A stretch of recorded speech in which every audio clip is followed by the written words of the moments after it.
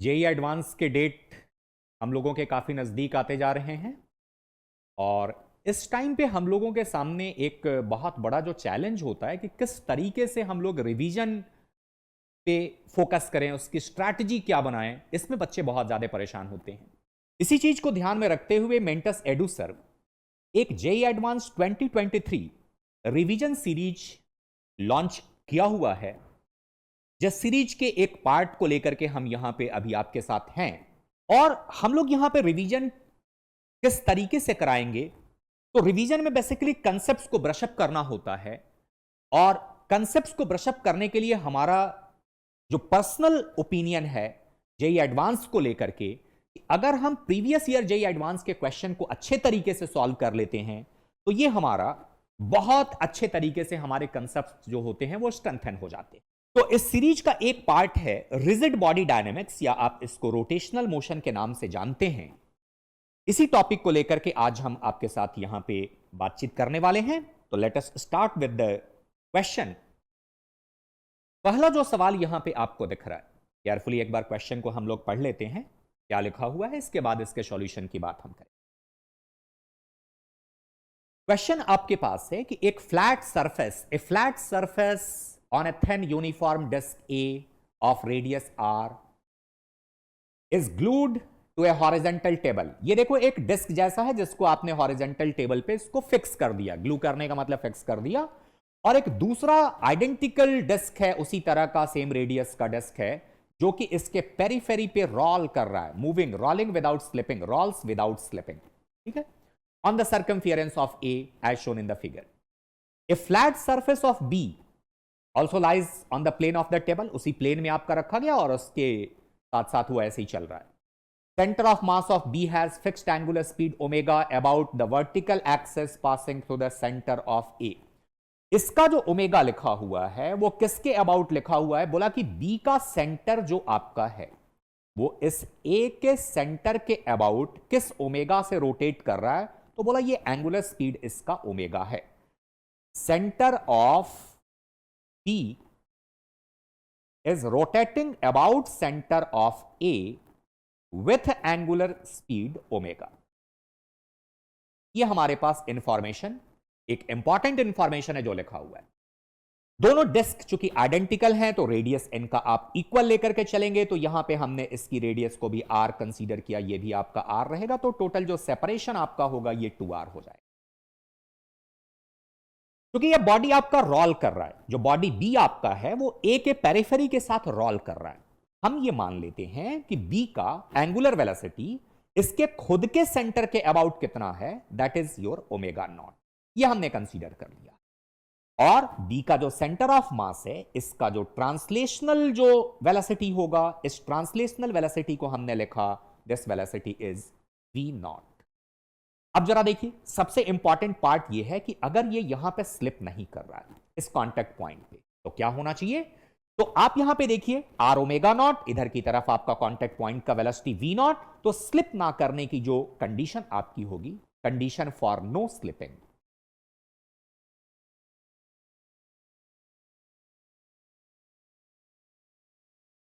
Eight the contact point we must have V naught is equal to R omega. एक और point है जो question में information दे रखा है कि B के सेंटर ऑफ मास की वेलोसिटी यहां A के सेंटर के अबाउट कितना है, ये ओमेगा है, तो इसके सेंटर ऑफ मास की जो वेलोसिटी है इसको आप क्या लिख सकते हैं? You can also right V naught is equal to 2R omega, 2R omega. तो यहां से हमें एक रिलेशन मिल जाएगा ओमेगा और ओमेगा नॉट के बीच, जिसका आगे हम लोग चल करके यूज करेंगे। क्वेश्चन में आपसे पूछा गया है कि इस बी का, डिस्क बी का एंगुलर मोमेंटम क्या होगा। एंगुलर मोमेंटम का बच्चे जो बेसिक हमारा फॉर्मूला होता है, जहां पे भी बॉडी कंबाइंड मोशन परफॉर्म करता है, एंगुलर मोमेंटम कैसे लिखा जाता है, तो ये हम लिखते हैं M RCM cross VCM, RCM cross VCM, और प्लस आप लिखते हैं आईसीएम ओमेगा। आईसीएम क्या है?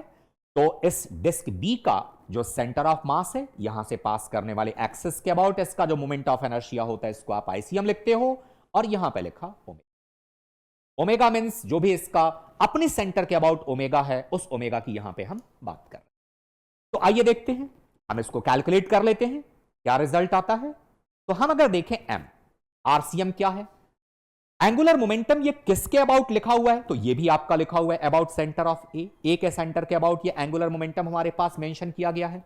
तो ए के सेंटर के अबाउट अगर हम देखें तो इस जो आपका बी का सेंटर ऑफ मास है, इसका पोजीशन वेक्टर हम क्या लिख सकते हैं, हम इसको लिख सकते हैं, मान लो हम अगर थोड़ी देर के लिए इस डायरेक्शन को एक्स एक्सिस कंसीडर कर लें फॉर ए मोमेंट, और हम इसको जस्ट इसके परपेंडिकुलर लाइन को इधर वाई एक्सिस ऐसे कंसीडर कर लेते हैं, और जो प्लेन आपका है, प्लेन के परपेंडिकुलर, बोर्ड का प्लेन जो है, इसके परपेंडिकुलर डायरेक्शन को आउटवर्ड डायरेक्शन में इसको अगर हम जेड एक्सिस कंसीडर कर लें, तो इसके हिसाब से इस सेंटर ऑफ मास का जो पोजीशन वेक्टर होगा, इसको लिखा जा सकता है 2r i कैप, एंड जो इसका वीसीएम है, जिसको हमने वी नॉट लिखा, तो हम इसको लिख सकते हैं वी नॉट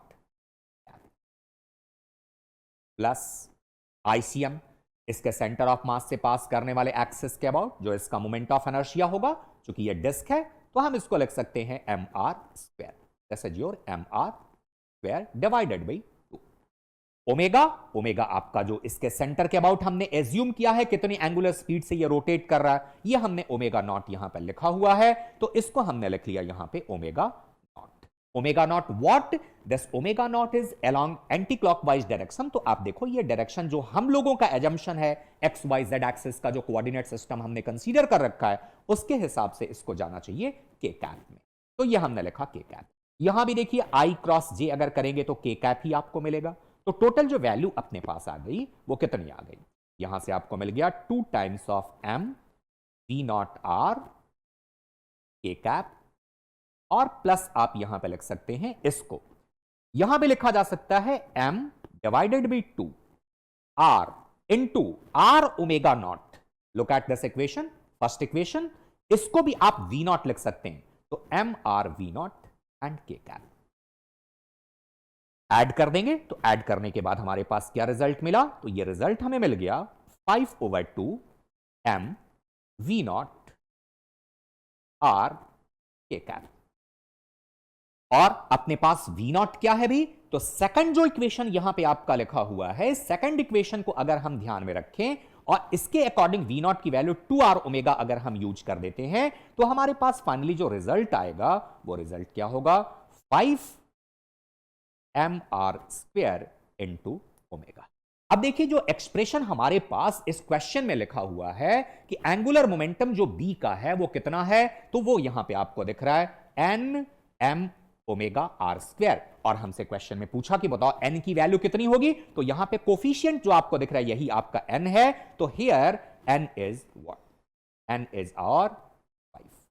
तो यहां पे इस क्वेश्चन में देखा जाए तो आपको कुछ नहीं करना है, सिंपल सा कंसेप्ट है, अगर हम एंगुलर मोमेंटम किसी भी बॉडी का जो कंबाइंड मोशन करता है, translational as well as rotational, ये लिखना हम जानते हैं, तो इसके हिसाब से हम इसको बड़े आराम से सॉल्व कर सकते हैं, and your answer is, the correct answer is B, B is the correct answer. तो come to the next question, ये तो आपका बड़ा ही अच्छा सवाल था, एंगुलर मोमेंटम के कंसेप्ट को अगर आप रिवाइज करना चाहते हैं तो इससे आपको काफी हेल्प मिलेगा।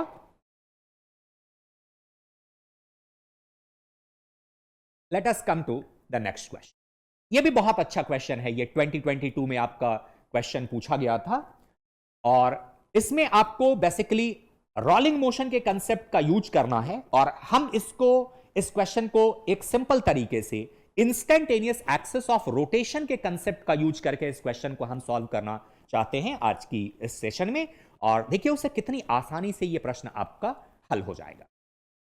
पहली बात तो हम देखें कि हमारे पास जो इंफॉर्मेशंस अवेलेबल हैं, ये एक सॉलिड स्फीयर है 1 न्यूटन के, ये आपका फोर्स है F, कितना है भाई, it is 1 Newton, it is given in the question. यहां भी आपका सेम मैग्नीट्यूड का फोर्स है, it is also your 1 Newton, और इसका मास हमारे पास जो लिखा हुआ है, जो स्फीयर है, फिक्स्ड इंक्लाइंड सरफेस आपका है, और इसका मास यहां पे आप देखिए तो ये 1 kg आपका है, radius is 1 metre, It is given in the question here. Mass is 1 kg, radius is 1 meter. Angle theta is your 30 degree, जिसका हम आगे यूज करेंगे। और ये दो फोर्सेज यहां पे जो आपके दिख रहे हैं इक्वल मैग्नीट्यूड के अपोजिट डायरेक्शन में इस तरीके से लगाए जा रहे हैं। और स्मॉल आर की वैल्यू हमारे पास कितनी लिखी गई है? This is your 0.5 metre.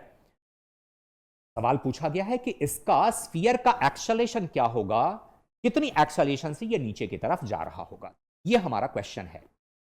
जी का वैल्यू कितना लेना है? ये 10 मीटर पर सेकंड स्क्वायर लेना है। इंस्टेंटेनियस सेंटर किसको कहते हैं भाई? इंस्टेंटेनियस सेंटर, जिस पॉइंट का इंस्टेंटेनियस वेलोसिटी क्या होता है? 0 होता है। अगर बॉडी आपका प्योर रोलिंग कर रहा है, रोलिंग विदाउट स्लिपिंग है इसका, तो अगर ये बिना स्लिप किए चल रहा है तो ये कांटेक्ट पॉइंट ही आपका क्या कहा जा सकता है? इसको हम इंस्टेंटेनियस सेंटर कह सकते हैं। और अगर ये इंस्टेंटेनियस सेंटर है तो इसके अबाउट हम बॉडी के मोशन को प्योर रोटेशनल मोशन कंसीडर कर सकते हैं। हम लोग इसी आईसी के अबाउट ये सारा कार्यक्रम आज करने वाले हैं। तो आप जरा देखिए, ये स्फीयर है, इसका मोमेंट ऑफ इनर्शिया हमें चाहिए। तो मोमेंट ऑफ इनर्शिया को पहले हम यहां पे साइड में कैलकुलेट ही कर लेते हैं कि मोमेंट ऑफ इनर्शिया क्या मिलेगा अबाउट दिस आईसी। आईसी के अबाउट क्या होगा? तो इस आईसी के अबाउट मोमेंट ऑफ इनर्शिया आप लिख सकते हैं 7/5 mr square. What is the mass of the body? It is given, it is 1 kg. तो 7/5, mass is 1 kg, radius is 1 meter, so it is 1. तो मोमेंट ऑफ इनर्शिया जो आपको यहां पे दिख रहा है that is your 7/5 kg metre square. अब देखिए टॉर्क की हम बात कर लें। आईसी के अबाउट हम टॉर्क को देखें तो आईसी के अबाउट टॉर्क, आप देखिए इसका टॉर्क किधर की तरफ जाएगा? ये जो एफ आपका है, इसका टॉर्क अगर हम देखें तो इसका डायरेक्शन कहीं आपका क्लॉकवाइज होगा। इसके टॉर्क के डायरेक्शन की अगर हम बात करें तो ये आपका एंटी क्लॉकवाइज होना चाहिए। और mg का जो कंपोनेंट प्लेन के पैरेलल होगा, कितना होगा पहले तो ये समझ लो। प्लेन के पैरेलल जो इसका कंपोनेंट होगा, और हमारा कंसर्न केवल इसी कंपोनेंट से है, क्योंकि जो परपेंडिकुलर जाएगा इसका टॉर्क इस आईसी के अबाउट ऑटोमेटिकली 0 हो जाएगा। फ्रिक्शन भी अगर कहीं कुछ लग रहा है तो फ्रिक्शन का टॉर्क भी आपका 0 हो जाएगा, जिसको हमने यहां पे कंसीडर किया है रेफरेंस पॉइंट, जिसको कंसीडर किया है इस रेफरेंस पॉइंट के अबाउट ना तो फ्रिक्शन कोई टॉर्क देने वाला है और ना ही mg का जो नॉर्मल कंपोनेंट होगा सरफेस का वो हमें कोई आपका टॉर्क देगा। तो इसका कंपोनेंट जो इस तरफ हम लिखेंगे वो कितना लिखा जाएगा? That will be your 5 newton as per the given value of mass and theta. mg आपका 10 न्यूटन है, तो यहां पे आप लिखेंगे 10 sin 30, तो 10 sin 30 is your 5 Newton. Let us right torque. और आईसी के अबाउट बॉडी का मोशन किस तरह का माना जाता है? Pure rotation. मान लिया कि ये बॉडी आपका रोटेट कर रहा है विथ एंगुलर एक्सेलरेशन अल्फा, तो हम यहां पे लिखेंगे equation torque is equal to I alpha. Torque is equal to I alpha. अब बच्चे यहां पे हमारे पास टॉर्क में क्या करना है? तो देखिए इस 1 न्यूटन का टॉर्क कितना लिखा जाएगा? आईसी से इसका डिस्टेंस क्या होगा? क्योंकि आर की वैल्यू 0.5 मीटर है, रेडियस 1 मीटर है, तो ये जो रेस्ट डिस्टेंस आपको दिख रहा है perpendicular distance, that will be your 0.5 metre, और you can write it 1/2, 1 into 1/2। क्योंकि मोशन आपका क्लॉकवाइज सेंस में हम लोग यहां पे शो कर रहे हैं, तो आप क्लॉकवाइज टॉर्क को यहां पे पॉजिटिव ले लेंगे। 5 न्यूटन का टॉर्क भी आपका क्लॉकवाइज ही जाएगा, और ये कितना होगा? तो इसका यहां से डिस्टेंस आप देखेंगे तो r यानी कि 1 मीटर के इक्वल होगा, तो प्लस हम यहां पे लिख सकते हैं 5 into 1। और इस 1 न्यूटन के टॉर्क की अगर बात करें तो इसका क्या होगा? डिस्टेंस तुम्हारा radius plus this small r, that is 1.5 metre, यानी कि हम इसको 3/2 कह सकते हैं। 1 into the perpendicular distance is your 3/2 and is equal to your moment of inertia, which was 7/5, or into acceleration alpha। अब देखिए यहां पे क्वेश्चन आपका ऑलमोस्ट सॉल्व हो गया, और ध्यान से देखा जाए तो इसकी वैल्यू टोटल जो अपने पास आएगी that will be 4, and 4 is equal to we have 7/5 alpha.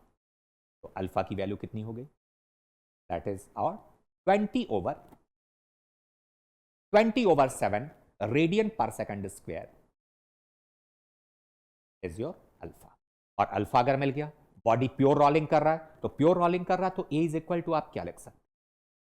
A is equal to R alpha, but fortunately we have radius is equal to 1 metre. Radius आपका 1 मीटर अगर है तो आप यहां पे लिख सकते हैं 1 into 20/7, and that is equal to 20/7 and is meter per second.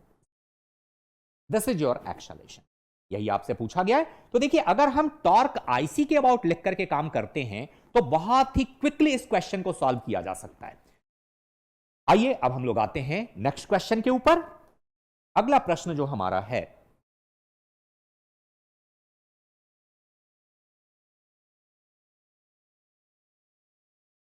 ये क्वेश्चन जो आपका है ये भी रिसेंटली पूछा गया है जेईई एडवांस में, और जितने भी सवाल हम लोग यहां पे डिस्कस करने वाले हैं ये सारे पीवाईक्यू से हैं, और लेटेस्ट 5 ईयर के जो आपके रोटेशन का पीवाईक्यू है उसी को यहां पे ऑलमोस्ट कवर करने की कोशिश की गई है।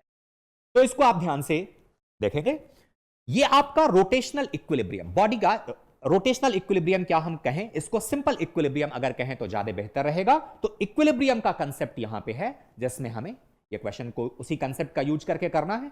पहले तो ये एक सिस्टम आपके पास दिखा रखा है, एक रॉड है जिसको यहां पे आपने हिंज किया है, ओ पॉइंट पे हिंज किया है, रॉड का वेट अपना W है, यहां पे एक एडिशनल वेट लग रहा है अल्फा W, एक स्ट्रिंग से बंधा हुआ है, यहां पे कुछ एंगल भी आपका होगा, यहां पे कुछ एंगल भी होगा, there will be some angle, है ना, that is missing in the figure. I think next slide में अगर हम देखें तो कहीं इसको मेंशन किया गया होगा, angle is 45 degree. Okay, we can conclude the angle from the given figure. ये फिगर जो आपका है इसी से एंगल को हम कंक्लूड कर सकते हैं। देखिए यहां पे लेंथ दिया हुआ है, ये भी लेंथ आपका L है और ये भी L है, तो हम इस एंगल को कितना कर सकते हैं, ये 45, इसकी हमें जरूरत नहीं है, एंगल हमें लिखे। अब इक्विलिब्रियम अगर है तो इक्विलिब्रियम में सबसे पहला क्या है काम भी, हम एफबीडी को ड्रॉ करें, और एफबीडी ड्रॉ करने के बाद हम यहां पे फोर्सेस के सम को जीरो करेंगे, टॉर्क का नेट वैल्यू हमें जीरो करना है, टॉर्क का समेशन जीरो होना चाहिए। आपका इक्विलिब्रियम का सबसे फंडामेंटल जो कंसेप्ट होता है उसी का हमें यहां पे इस्तेमाल करना है। देखिए इसका वेट हमने दिखा दिया, यहां पे तो आपका अल्फा डब्ल्यू नीचे की तरफ लग ही रहा है, इधर की तरफ हम टेंशन को रिप्रेजेंट कर देते हैं। टेंशन के दो कंपोनेंट्स आप दिखा दोगे, तो टेंशन का कंपोनेंट इधर को आप T sin 45, इसको हमने T/√2 लिखा, और इसका दूसरा कंपोनेंट जो इस डायरेक्शन में जा रहा होगा इसको भी हम यहां पे लिखेंगे T/√2। इस जगह पे हम क्या दिखाएंगे भी, जहां पे हिंज है यहां पे आप हिंज पे फोर्सेस ऐसा दिखा सकते हैं। एक फोर्स हमने इधर को शो कर दिया, इसको हमने कुछ नाम दे दिया, इसको Fx लिखा, हिंज पे लगने वाला जो फोर्स है, और इसका एक और हम कंपोनेंट इधर की तरफ दिखा दें इस फोर्स का, ये आपका हो गया Fy। ये हिंज के थ्रू लगने वाले फोर्सेस हैं। कभी कभी ऐसा भी होता है कि यहां पे जो दो डायरेक्शन में हम फोर्सेस दिखा रहे हैं किसी एक कंपोनेंट की वैल्यू जीरो आ जाए, लेकिन वो कोई इसको रूल नहीं कह सकते, तो यहां पे हम इसको नॉर्मली जो हिंज पे फोर्स लगता है किसी एंगल पे आपका एक्ट करता है, तो हम इसको दो रेक्टेंगुलर कंपोनेंट में रिजॉल्व करके यहां पे शो कर रहे हैं। तो आइए हम देखते हैं फोर्सेस पहले बैलेंस करके कि हमारे पास इक्वेशन क्या क्या मिलेगा। हम पहले सारी चीजों को इवेल्युएट कर लेते हैं जो हमारे पास अननोन्स हैं, उसके बाद फिर हम क्वेश्चन के ऑप्शंस पे चलेंगे कि हमें क्या क्या इसमें करना है। तो आइए देखा जाए, सबसे पहला पार्ट आपका है कि अगर हम फोर्स को बैलेंस करते हैं using summation of F is equal to 0, तो समेशन ऑफ F अगर 0 करते हो, मान लो एक्स एक्सिस में तुमने की, एक्स एक्सिस में क्या मिलेगा, हमें दो फोर्सेस दिखाई दे रहे हैं, एक तो Fx आपका है और दूसरा आपका T/√2 along x axis। जो यूजुअल x axis जिसे हम कंसीडर करते हैं उसके हिसाब से Fx को लिखा जा सकता है T/√2। ये तो x axis में आपने इक्वेशन लिख ली, हम लिख भी देते हैं इसको। और अगर हम y एक्सिस में चलते हैं तो हमें क्या मिलेगा भी, तो y एक्सिस में हमें दिखाई दे रहा है Fy plus T/√2 is equal to W plus alpha. ये हमारा हो गया summation of force along y axis. और अगला जो इक्विलिब्रियम का फंडा होता है इसमें हम क्या करते हैं, summation of torque is equal to 0 करते हैं।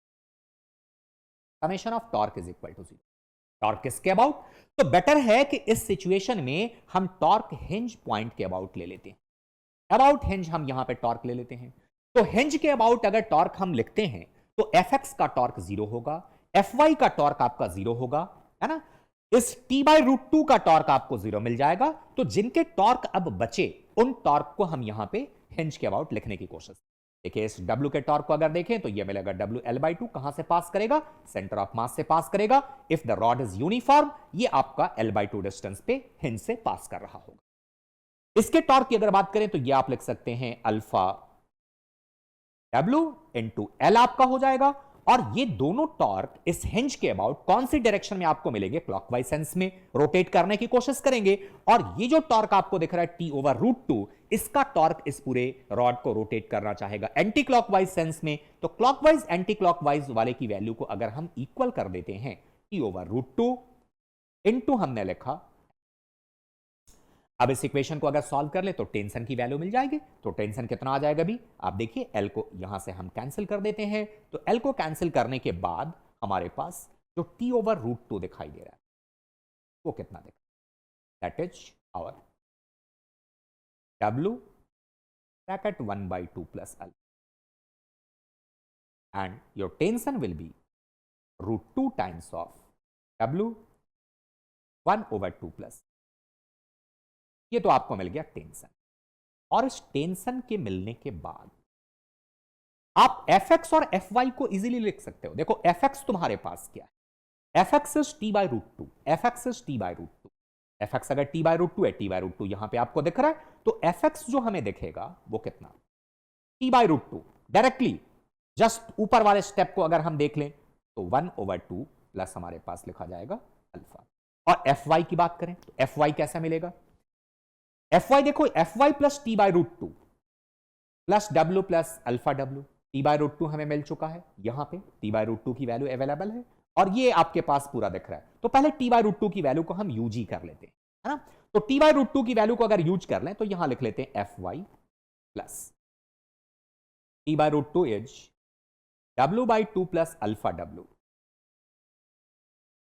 And is equal to what is RHS of this equation, W plus alpha W। Alpha W का जो टर्म है ये आपका कैंसिल हो जाएगा और इस W/2 को इधर लेकर के आते हैं तो Fy जो आपका है इसको हम क्या लिख सकते हैं, W/। ये दोनों आपके हिंज पे लगने वाले फोर्स के जो कंपोनेंट्स हैं एक्स और वाई एक्सिस के अलॉन्ग, ये दोनों कंपोनेंट्स की वैल्यू हमें मिल गई, हमें टेंशन की वैल्यू मिल गई। अब इससे ज्यादा इस क्वेश्चन में कुछ हमसे पूछा नहीं जा सकता है। तो आइए अब हम देखते हैं ऑप्शंस पे चल के कि ऑप्शंस में क्या क्या हमें करना है।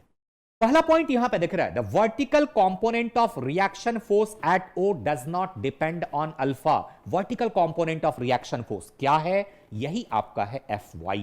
और देखिए Fy की जो वैल्यू आई है, does it depend on alpha, तो यहां पे आपको क्लियरली दिख रहा है कि अल्फा पे डिपेंड नहीं करेगा। तो हमारे पास जो ऑप्शन है कि वर्टिकल कंपोनेंट अल्फा पे डिपेंड नहीं करता है, ये ऑप्शन हमारा क्या हुआ, this option is correct.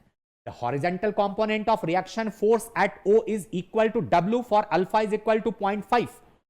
X component की बात अगर हम देखें तो X component हमारे पास कितना है भी, W ब्रैकेट 1/2 प्लस अल्फा। अगर इसको 0.5 लिखा यानी 1/2, तो 1/2 plus 1/2 that will be equal to 1। तो ये आपका Fx/W हो जाएगा। इसका मतलब ये है कि जो हमारा सेकंड ऑप्शन है, this option is also correct. अगला पॉइंट हमसे क्या पूछ रहा है, tension in the rope is 2W for alpha is equal to 0.5। Alpha is equal to 0.5 अगर हम यूज करते हैं तो टेंशन हमारे पास क्या आएगा। हम आते हैं पिछली स्लाइड में और देखते हैं टेंशन की वैल्यू हमारे पास कितनी है। तो क्या हम अल्फा को 0.5 यूज करेंगे, 1/2 अगर हम यूज करते हैं तो हमें टेंशन की वैल्यू 2W मिलेगी, जैसा इस ऑप्शन में लिख रहा है, तो बिल्कुल नहीं मिलेगा। √2W हमें टेंशन यहां देखने को मिलेगा, तो this option is not correct. The rope breaks if alpha is greater than 1.5। रस्सी आपकी टूट जाएगी। टूटने वाली बात को जरा यहां पे देखते हैं कि ये लिखा हुआ है कि कितना टेंशन सस्टेन कर सकता है। 2√2W टेंशन ये सस्टेन कर सकता है।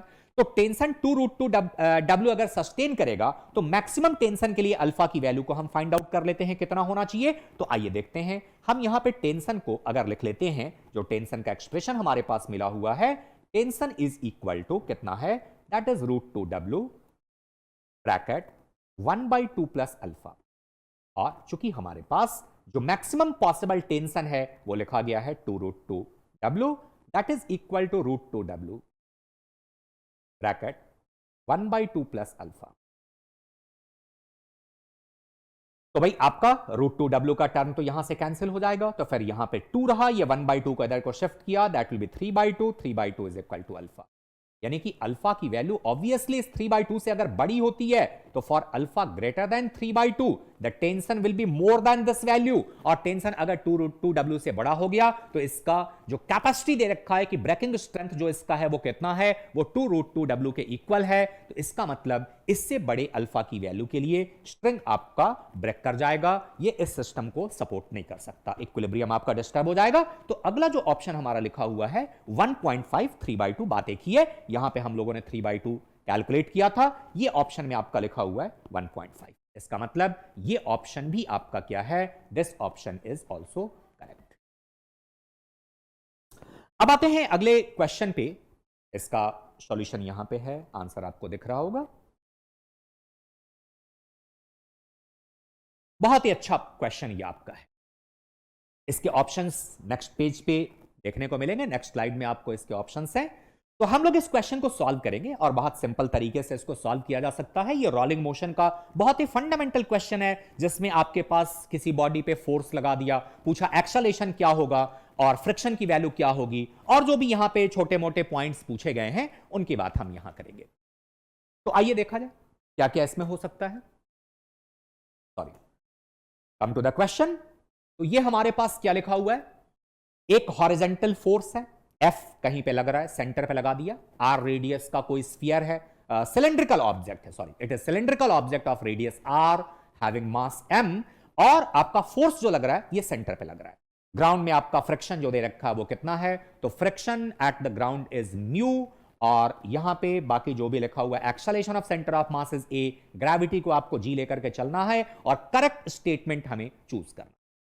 तो पहले तो अगर मान लो कि ये कोई सिलेंडर है, हॉलो एंड सॉलिड दोनों तरह के सिलेंडर को लेकर के हम चलते हैं, क्योंकि लिखा नहीं है कि सिलेंडर कैसा है, तो हम एक बार हॉलो सिलेंडर के लिए काम कर लेंगे और एक बार हम इसको यूनिफॉर्म सिलेंडर लेकर के काम करेंगे। तो मान लो अगर ये सिलेंडर हॉलो है, हॉलो सिलेंडर अगर हमारे पास ये है,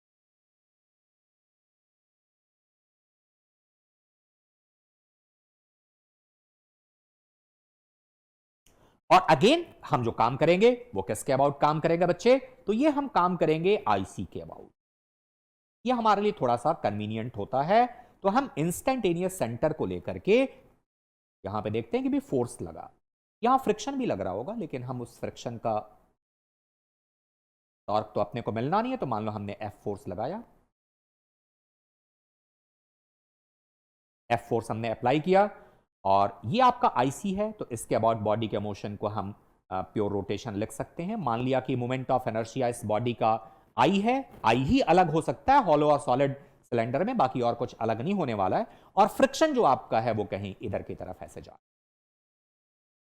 friction will go along this direction, तो ये हमने यहां पे इसको लिखा F, F is the friction. और इस आईसी के अबाउट ये आपका मान लेते हैं कि अल्फा एक्सेलरेशन से, एंगुलर एक्सेलरेशन से बॉडी आपका रोटेट कर रहा है, तो हम टॉर्क जो लिखेंगे वो किसका लिखेंगे, mg and normal will be the forces, लेकिन वो हमारे किसी काम के यहां पे फिलहाल अभी नहीं है, तो इसलिए हमने उनको रिप्रेजेंट नहीं किया। mg आप दिखाओगे ये भी आईसी से पास करेगा, नॉर्मल भी आईसी से पास करेगा, तो उनके भी टॉर्क यहां पे नहीं मिलने वाले हैं। तो हमारा इक्वेशन क्या होगा, टॉर्क जो लिखा जाएगा वो टॉर्क हम लिख सकते हैं F R, let us right on the side, तो यहां पे हम लिखते हैं एफ आर, टॉर्क जो आपका है that is equal to if it is hollow cylinder, तो हॉलो अगर होगा तो आप यहां पे लिख सकते हैं M R square into alpha, assuming the cylinder to be hollow, ये हम मान के चल रहे हैं हॉलो, और अगर ये यूनिफॉर्म हो जाएगा तो फिर अभी आर को कैंसिल कर लेते हैं और अल्फा की वैल्यू को देख लेते हैं, अल्फा कितना होगा या आर अल्फा क्या होगा, तो R alpha will be equal to F over M, this is considering cylinder to be hollow, hollow और थिन वॉल्ड भी इसको ऑप्शंस में लिखा हुआ है।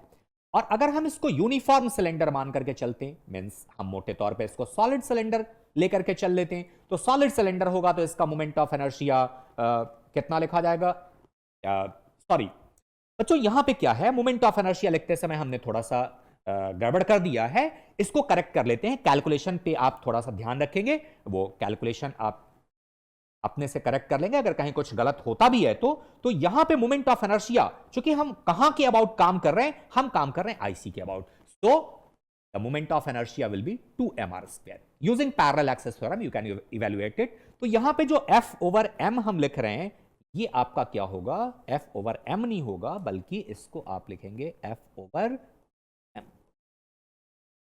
ठीक है, और यूनिफॉर्म सिलेंडर अगर लेकर के चलते हैं तो हमारे पास वही इक्वेशन तो वैसे लिखा जाएगा, Fr that is equal to moment of inertia.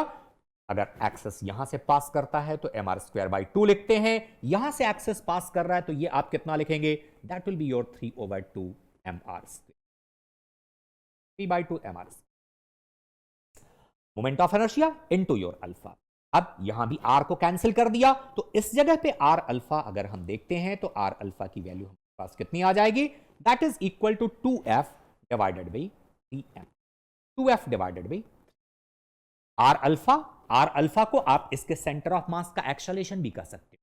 r alpha can be the acceleration of centre of mass of the cylinder, ये भी कंसीडर किया जा सकता है। तो बेसिक कैलकुलेशन इतना हमने किया। अब अगली स्लाइड में आते हैं तो हम फ्रिक्शन को भी इवैल्यूएट कर सकते हैं, दोनों केसेस में फ्रिक्शन को इवैल्यूएट कर लेंगे। तो फ्रिक्शन आगे देखते हैं कैसे, ऑप्शंस की बात हम करेंगे, ऑप्शंस को एक बार देखा जाएगा, लेकिन अभी फिलहाल हम यहां पे फ्रिक्शन पे फोकस करें कि दोनों केस में कितना कितना फ्रिक्शन ऑफर किया जाएगा। तो सॉलिड वाले केस में अगर हम लिखना चाहें तो हमारे पास क्या मिलेगा, या हॉलो वाला पहले लिख रहे थे तो पहले हम हॉलो की ही बात कर लें। In case of your hollow cylinder, F minus F will be equal to mass into acceleration. Acceleration is same as that of your R alpha, जो कि पीछे आपको मिल चुका है। तो F minus F that is equal to M, और acceleration जो मिला था इसका I think F divided by 2M।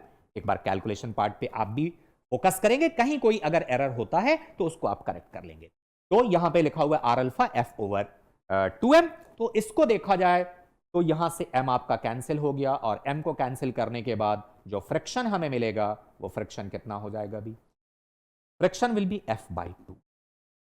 और सॉलिड वाले केस में अगर हम फ्रिक्शन को देखना चाहते हैं तो सॉलिड वाले केस में आपका फ्रिक्शन क्या होगा, इक्वेशन को देखते हैं। यहां पे इक्वेशन आपके पास है F minus F that is equal to mass into इसका एक्सेलरेशन। तो एक्सेलरेशन जो इसका मिला हुआ था 2f/3m, आप पिछली स्लाइड से इस एक्सेलरेशन को यहां पे देखें ध्यान से, ये 2f डिवाइडेड बाई 3m आपको दिख रहा है। तो अब हम आते हैं यहां पे, m को कैंसिल किया और इस f को इधर को शिफ्ट किया, तो इस केस में फ्रिक्शन जो आपको मिलेगा that will be your F/3 will be the friction. अब आइए ऑप्शंस की बात कर लेते हैं। पहला ऑप्शन लिखा हुआ है कि for the same f the value of a means acceleration does not depend on whether the cylinder is solid और हॉलो। ये कहना चाह रहा है कि चाहे आप सॉलिड सिलेंडर लो या हॉलो सिलेंडर लो, अगर फोर्स आपने इक्वल अप्लाई किया तो सेंटर ऑफ मास का एक्सेलरेशन दोनों केस में सेम होगा। नहीं, we are getting the different values of R alpha in both cases. We are getting different values of R alpha in both cases, so acceleration cannot remain same। तो ये option जो आप देख रहे हैं, ये ऑप्शन आपका सही नहीं है। For a solid cylinder, the maximum possible value of A is, acceleration की maximum possible value क्या हो सकती है, ये आपसे पूछा जा रहा है। कैसे हम मैक्सिमम पॉसिबल वैल्यू की बात करेंगे अभी, तो देखो maximum possible value of acceleration अगर हम देखना चाहते हैं तो आप इस इक्वेशन को फॉलो कीजिए। फ्रिक्शन की मैक्सिमम वैल्यू क्या हो सकती है, limiting friction is the highest friction. तो आप यहां पे सॉलिड सिलेंडर की बात करनी है, सॉलिड सिलेंडर का क्या होगा, तो सॉलिड सिलेंडर को यहां से देखो, यहां पे कैपिटल F जो आपको दिख रहा है सॉलिड सिलेंडर के लिए, कैपिटल F वो कितना होगा, capital F can be 3F, 3 times of mu m। और इसके अकॉर्डिंग अगर हम बात करते हैं तो जो हमारा एक्सेलरेशन मिलेगा वो एक्सेलरेशन क्या होगा, R अल्फा एक्सेलरेशन सॉलिड वाले के लिए इक्वेशन लिखा जा रहा है बच्चे, दोनों को यहां पे डाला गया है तो कंफ्यूज नहीं होना है, ये सॉलिड वाले का एक्सेलरेशन हम लिख रहे हैं। तो एक्सेलरेशन यानी कि R अल्फा जो सॉलिड वाले का मिला था पीछे वाले सेक्शन में, यहां पर भी हम लोगों ने लिखा हुआ है that is our 2f divided by 3, 2f divided by 3m। और f की वैल्यू यहां पे है कितनी, तो f की वैल्यू अपने को दिख रही है वो हम यूज कर लेंगे। तो sorry, equal to 2 divided by 3m, 2 divided by 3m multiplied by p mu mg। तो यहां से देखिए आपका कैंसिल क्या हो जाएगा, pm आपका कैंसिल हो गया। तो एक्सेलरेशन की मैक्सिमम पॉसिबल वैल्यू जो आपको दिख रही है, ये आपको दिख रही है 2 म्यू। इट मींस ये जो ऑप्शन आपका है, this is your correct option. ये आपका बिल्कुल सही दिखाई दे रहा है, इसका मतलब बी ऑप्शन हमारा करेक्ट हुआ। The magnitude of frictional force on the object due to ground is always mu mg. Always, it cannot be mu mg. It will depend on the value of applied force. Mu mg is the maximum possible friction. It is the maximum possible friction. Friction cannot be always equal to mu mg. It is the limiting value. So, we cannot say this option is correct. Last जो आपको दिख रहा है, for a thin walled hollow cylinder, A is equal to F over 2m. आप देखिए यहां पे अगर thin walled हमारा हॉलो सिलेंडर है तो एक्सेलरेशन F over 2m, आप पीछे एक बार ध्यान से देखें तो हॉलो वाले केस में जो इक्वेशन यहां लिखा गया था R अल्फा मींस एक्सेलरेशन, इसकी वैल्यू कितनी आ रही है, that is our F over 2m। It means the last option is also correct. ये भी आपका सही इक्वेशन है। तो देखिए रोलिंग मोशन के ऊपर बहुत ही फंडामेंटल क्वेश्चन आपका है, और हम लोग यहां पे जो इक्वेशन लिख रहे हैं इसको आसानी से सॉल्व करने के लिए वो किस एक्सिस के अबाउट हम काम कर रहे हैं, इंस्टेंटेनियस एक्सिस ऑफ रोटेशन को रेफरेंस लेकर के यहां पे काम किया जा रहा है, आईसी के अबाउट हम यहां पे वर्क कर रहे हैं। तो आइए आगे चलते हैं नेक्स्ट क्वेश्चन के ऊपर।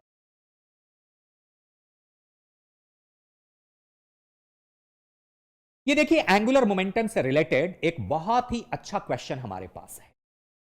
सिंपल क्वेश्चन है, कुछ है नहीं खास इसमें।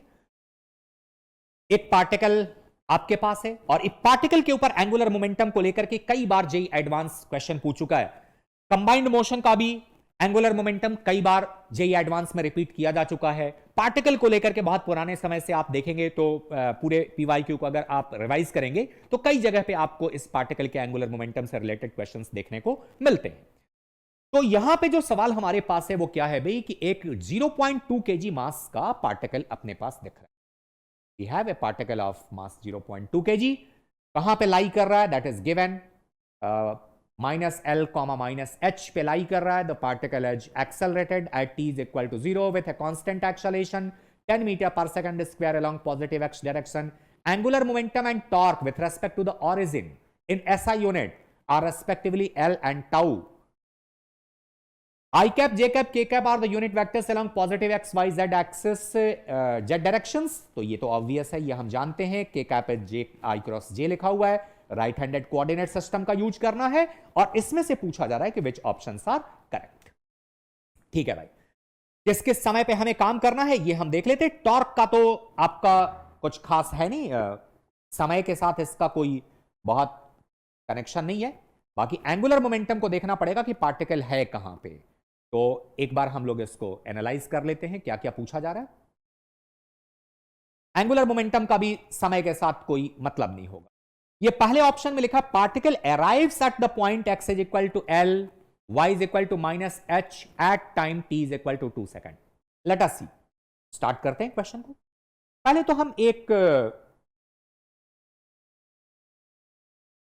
कोऑर्डिनेट सिस्टम छोटा सा दिखा देते हैं समझने के लिए, और हम यहां पे कंसीडर करते हैं कि जो पार्टिकल पहले आपका है minus L minus H, L का वैल्यू और एच का वैल्यू आपके पास लिखा हुआ है, तो आप लिख सकते हैं -10 -1 ऐसा यूनिट में है। ये सारा कुछ आपका लिखा हुआ है। हम केवल यहां पे नंबर्स की बात करते हैं, मीटर वगैरह यूनिट हम यहां पे नहीं लिख रहे। -10 -1 यहां पे आपका पार्टिकल पहले था और इस जगह से पार्टिकल एक्सेलरेट करना शुरू किया इधर की तरफ। कितने एक्सेलरेशन से चल रहा है? Acceleration was 10 metre per second square along positive X direction, इधर की तरफ आपका चल रहा है।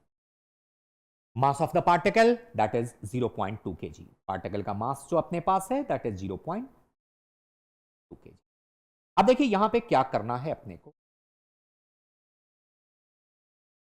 2 सेकंड पे पूछा कि पार्टिकल कहां पे पहुंचेगा। आप ध्यान दीजिए 2 सेकंड पे पार्टिकल कहां पहुंचे। इस जगह से स्टार्ट किया, मान लो x, y पे गया, तो x कॉमा वाई पे अगर पार्टिकल पहुंचता है चल करके, तो इक्वेशन क्या लिखेंगे? x प्लस 10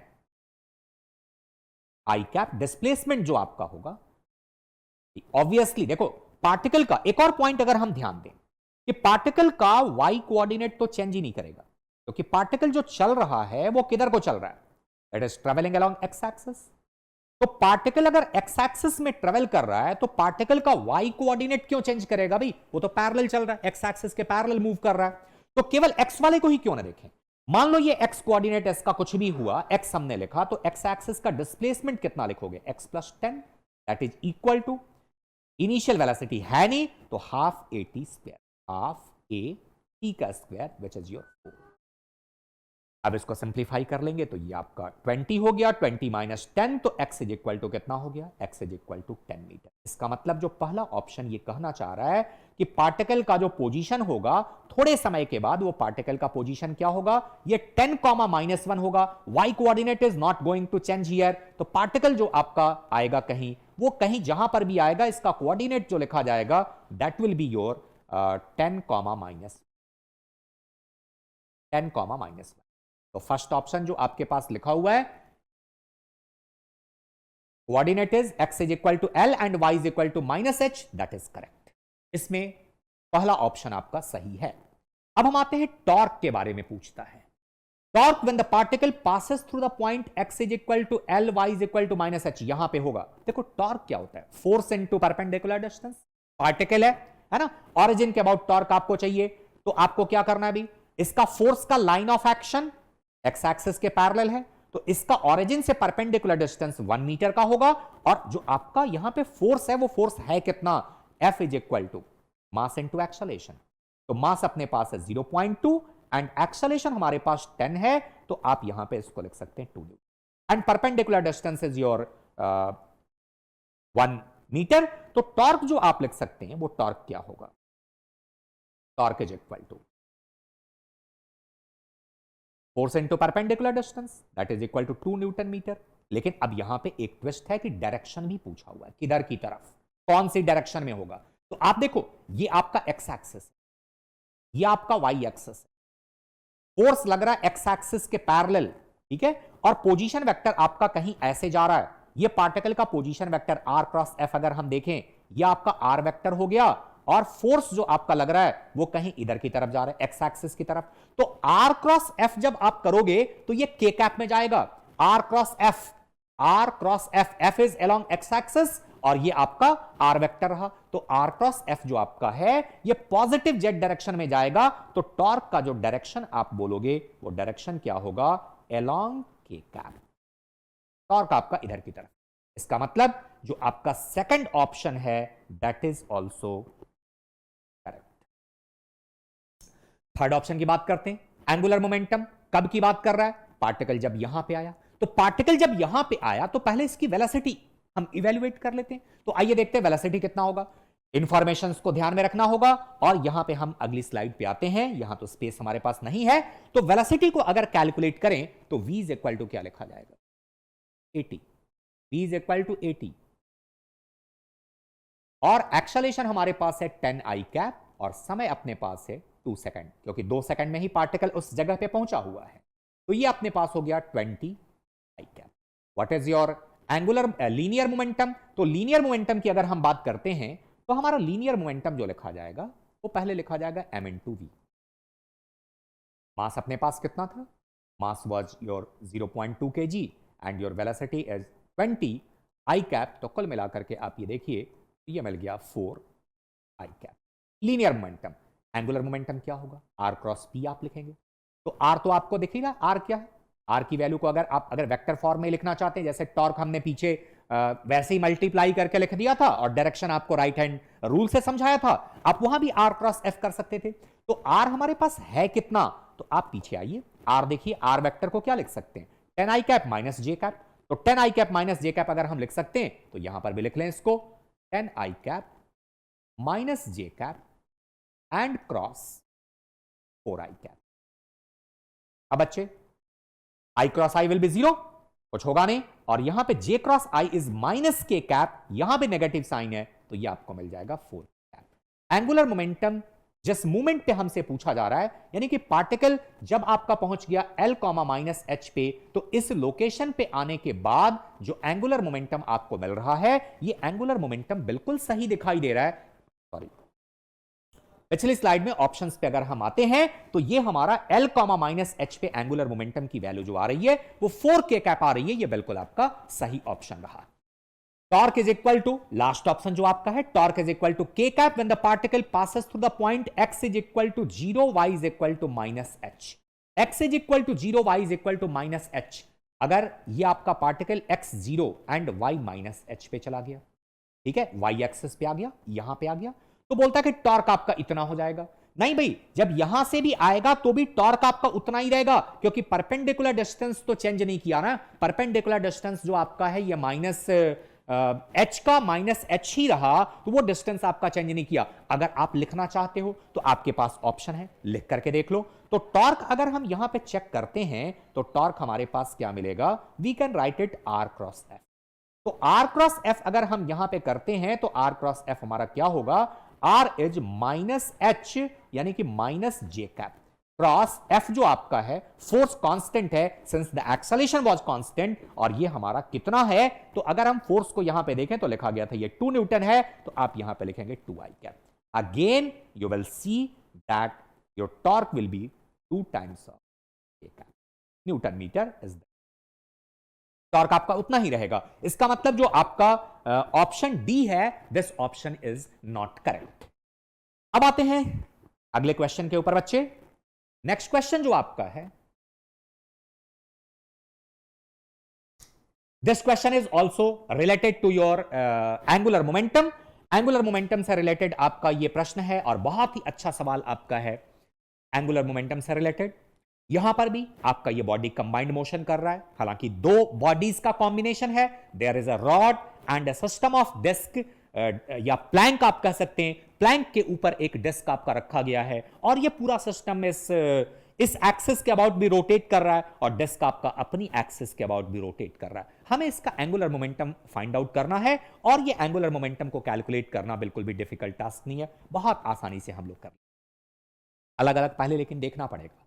पहले आप अगर रॉड के एंगुलर मोमेंटम को देखते हो, या जो प्लैंक आपका थिन रॉड लिखा हुआ है, thin rod mass m and mass of the rod is m and its length is a, और जो आपका डिस्क है इसका भी मास वही है, मास m है, radius is your a/4, radius is a/4, और फिर हमें इसका एंगुलर मोमेंटम कैलकुलेट करना है। यहां पे आप ध्यान देंगे जो इंफॉर्मेशन हमारे पास है, इस इंफॉर्मेशन में मास को कैपिटल M लिखा हुआ है, तो यहां भी आप कंसीडर करेंगे it is capital M, will consider it capital M।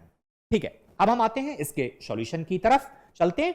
तो देखो, रॉड का अगर हम लिखें तो रॉड का L हम क्या लिख सकते हैं, L of rod, it is in pure rotation. तो प्योर रोटेशन में अगर है तो प्योर रोटेशन में इसका क्या लिखा जा सकता है, m, लेंथ इज a, तो ma² डिवाइडेड बाई 3। एक्सिस जो पास कर रहा है वो कहां से पास कर रहा है, axis is passing through the end of the rod, so its moment of inertia will B ma² by 3 i omega. Omega omega आपका इस तरीके से लिखा हुआ है, ये भी ओमेगा का नोटेशन है, तो i ओमेगा, ये रॉड का आपने लिखा। रॉड का moment of inertia and angular velocity multiply किया, इसका एंगुलर मोमेंटम मिल गया। अब आओ डिस्क के ऊपर, डिस्क का क्या होगा, डिस्क को देखो, डिस्क में क्या करना है अभी,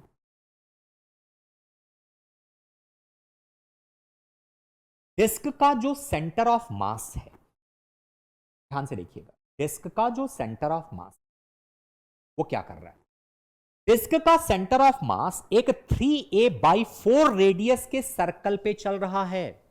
ध्यान दीजिए, 3a/4 रेडियस के सर्कल पे चल रहा है। ट्रांसलेशनल मोशन करता हुआ इसको एज्यूम करोगे, इसके सेंटर ऑफ मास को about this given axis, original axis, ठीक है।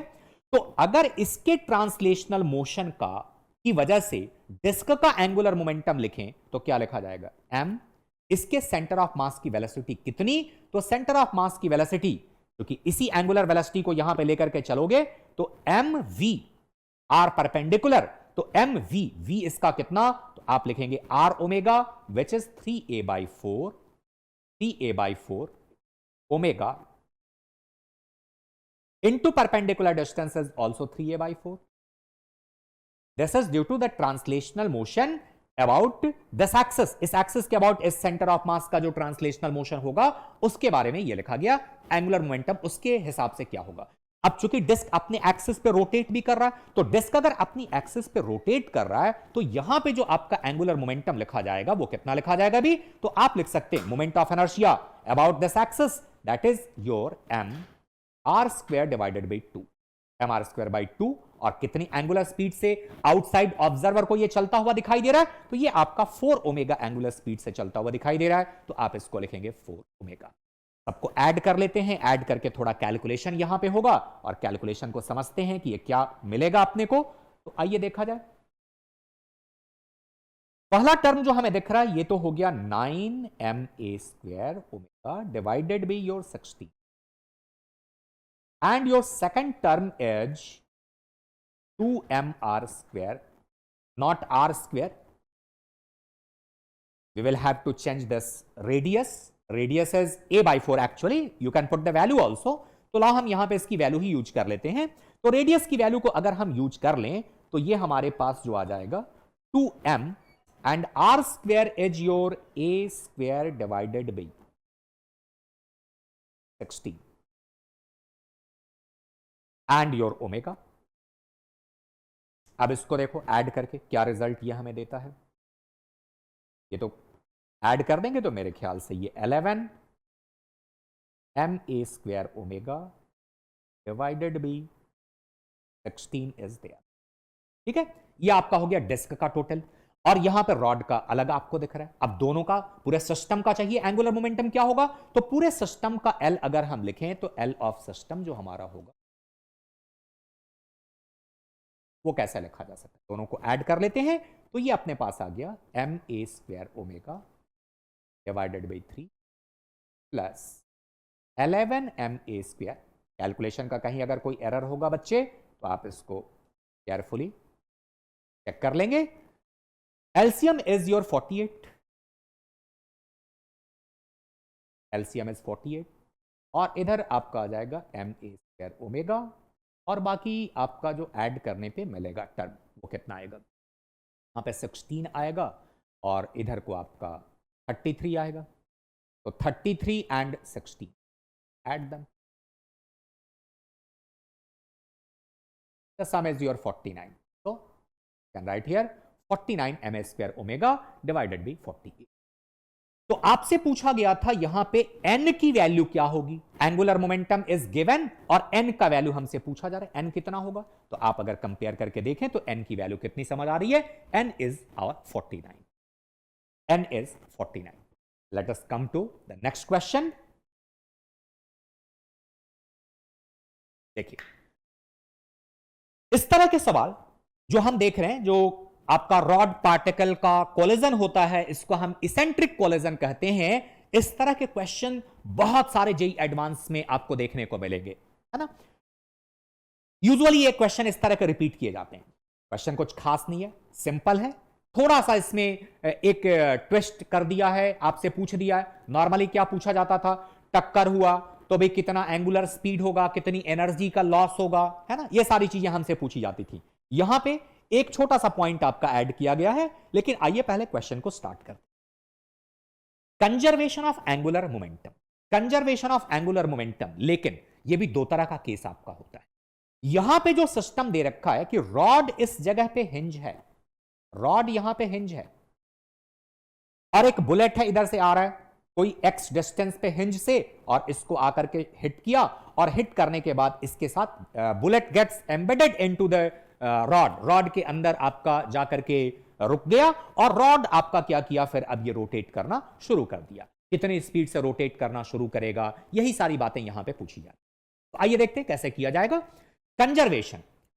जो बुलेट का मास है वो क्या है, bullet of the same mass जो रॉड का मास है। रॉड का मास कितना है, तो let us right the mass of the rod is m, length of the rod is your L। यहां पे हम लिख देते हैं ताकि आपको क्लियर दिखाई दे। ये जो डिस्टेंस आप देख रहे हैं, ये डिस्टेंस आपका x है, और ये आपका बुलेट है जो कि m मास का ही है और ये v वेलोसिटी से चलता हुआ आ रहा है। इसकी वेलोसिटी v है, ये चलता हुआ आया, इसको यहां पे आकर के टक्कर मारा, उसके अंदर चला गया, अंदर जाकर के रुक गया और फिर ये रॉड आपका पूरा system, rod and bullet system started rotating about this hinge. ये आपका हिंज है, यहां पे आप देख रहे हैं ये हिंज है।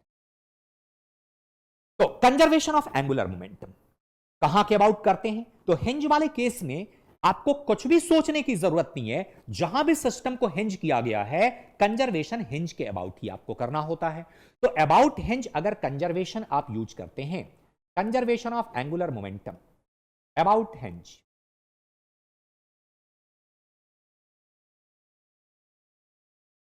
तो क्या लिख सकते हैं? देखिए ध्यान से, initially rod was in the state of rest, वो तो हैंग कर रहा था, बुलेट आपका जा रहा है तो बुलेट का आप लिखेंगे mvx, perpendicular distance from the origin, जहां से एक्सेस आपने कंसीडर किया, यहां से इसका perpendicular distance line of motion का जो आपका होगा वो x के equal, mvx that is equal to, अब ये बुलेट चूंकि इसके अंदर रुक गया, रॉड के साथ ही रोटेट करेगा, तो रॉड का मोमेंट ऑफ इनर्शिया क्या लिखोगे? ये लिखोगे ml²/3 और बुलेट का क्या लिखोगे? तो बुलेट का लिखा जाएगा mx²।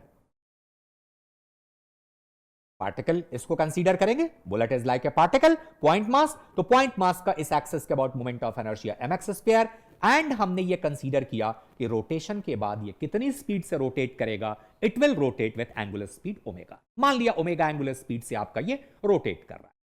तो बच्चे यहां पे हम लोग अगर थोड़ा सा सिंप्लीफाई कर लेते हैं तो ओमेगा की वैल्यू कितनी आएगी? Omega will be equal to 3 times of mvx, 3 times of mvx divided B,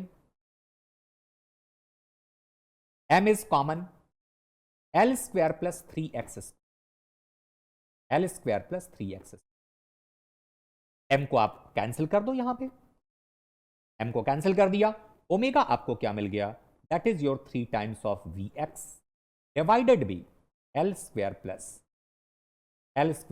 3x। Question में देखो बच्चे, ये तो ठीक है, इतनी बात हम लोग समझ गए। अब इसके आगे का काम भी कठिन नहीं है। सवाल ये पूछा है कि बताओ x की वैल्यू क्या रखी जाए ताकि एंगुलर स्पीड मैक्सिमम आपको मिल सके। अरे भी मैक्सिमम मिनिमा का कंसेप्ट अपने को पता है कैसे यूज करना होता है। अगर हम ओमेगा को मैक्सिमम करना चाहते हैं तो मैक्सिमम करने के लिए फॉर ओमेगा मैक्स क्या होना चाहिए? ओमेगा को मैक्सिमम अगर करना है तो आप यहां पे D omega over D x को क्या लिख सकते हैं? D omega over D x that will be 0 for omega max. और जब इसको डिफरेंशिएट करेंगे हम तो आइए देखते हैं क्या रिजल्ट आता है। Differentiation is quite simple here, बहुत ही सिंपल सा आपका दिखाई दे रहा है। तो हम देखते हैं, आपको मिलेगा l² plus 3x, l² plus 3x, और इसका डिफरेंशिएशन आप करेंगे तो 3v मिलेगा और माइनस 3vx, और इधर डिफरेंशिएशन अगर इसका करते हैं तो ये आपको मिलेगा 6x। x के रेस्पेक्ट में आप कर रहे हो डिफरेंशिएशन, और डिवाइडेड भी जो आप लिखते हैं, जो भी लिखें, हालांकि ये मीनिंगलेस है, अभी आपका क्रॉस मल्टीप्लाई होकर के 0 ही हो जाना है इसको। तो l² plus 3x² that total is equal to 0, इसका होल स्क्वायर यहां पे होता है। ये टर्म तो 0 की साइड जाकर के मल्टीप्लाई होकर के 0 हो गया। अब जो रह गया वो क्या रह गया अपने पास? ये 3v भी आपका कैंसिल हो जाएगा, इसको भी हटाओ, जितनी बेकार की बातें हैं वो सब कैंसिल हो गई। तो रह गया अपने पास 3x² माइनस, अब इसको देखा जाए तो ये आ गया आपके पास 6x that is equal to 0।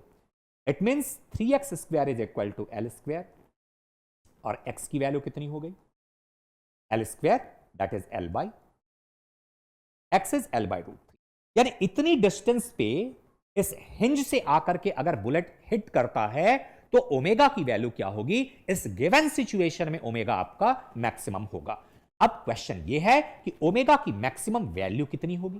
तो ओमेगा मैक्स अगर हम कैलकुलेट करना चाहते हैं तो ओमेगा मैक्स कैसे लिख सकते हैं?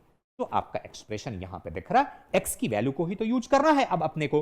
तो ये हमारे पास मिल गया 3 टाइम्स ऑफ v, और एक्स की जगह पे आपने लिखा l ओवर डिवाइडेड बाई जो डिनोमिनेटर पार्ट आपका है l का square plus 3 times of x का square which is l² over 3 तो ये तो यहां से 3 तो आपका कैंसिल हो गया और नीचे आपका 2l² हो गया, ये l वगैरह भी कैंसिल ही हो जाएगा कुछ, तो l आपका एक कैंसिल होगा तो मिलेगा √3v divided by 2l। It is the maximum possible omega जो आपका हो सकता है रिगार्डिंग दिस क्वेश्चन। अब आते हैं ऑप्शंस पे। ऑप्शंस हमारे क्या क्या हैं भाई? तो 4 ऑप्शंस जो अपने पास दिख रहे हैं वो यहां पे। ओमेगा की वैल्यू क्या होगी? ओमेगा की value 3vx divided by l² plus 3x²। हम लोगों ने अभी जस्ट कैलकुलेट किया है, हम इसको चेक कर लें पिछले स्लाइड से। तो ये ओमेगा जो आपका है वो यहां पे मिला हुआ है, ओमेगा आपका करेक्ट है। अब हमारे को यहां पे दे रखा है भी xn की वैल्यू क्या होगी, ये भी हम लोगों ने अभी कैलकुलेट किया, ये ऑप्शन भी आपका करेक्ट है। ओमेगा की मैक्सिमम वैल्यू कितनी होगी, ये भी हम लोगों ने इवैल्यूएट किया, ये भी आपका करेक्ट है। तो ये 3 ऑप्शंस इसमें से सही नजर आ रहे हैं। भाई ए अगर करेक्ट हम लोगों को मिला तो बी तो नहीं हो सकता ना, ओमेगा की 2-3 वैल्यूज तो मिलेंगी नहीं, एक यूनिक वैल्यू आपका होगा। एक सर्टेन कंडीशन में जब आपका कोलिजन हो रहा है तो ओमेगा की एक ही सिंगल वैल्यू आपको दिखाई दे सकती है। तो यहां पे जो करेक्ट ऑप्शंस हमारे पास हैं they are A C and D.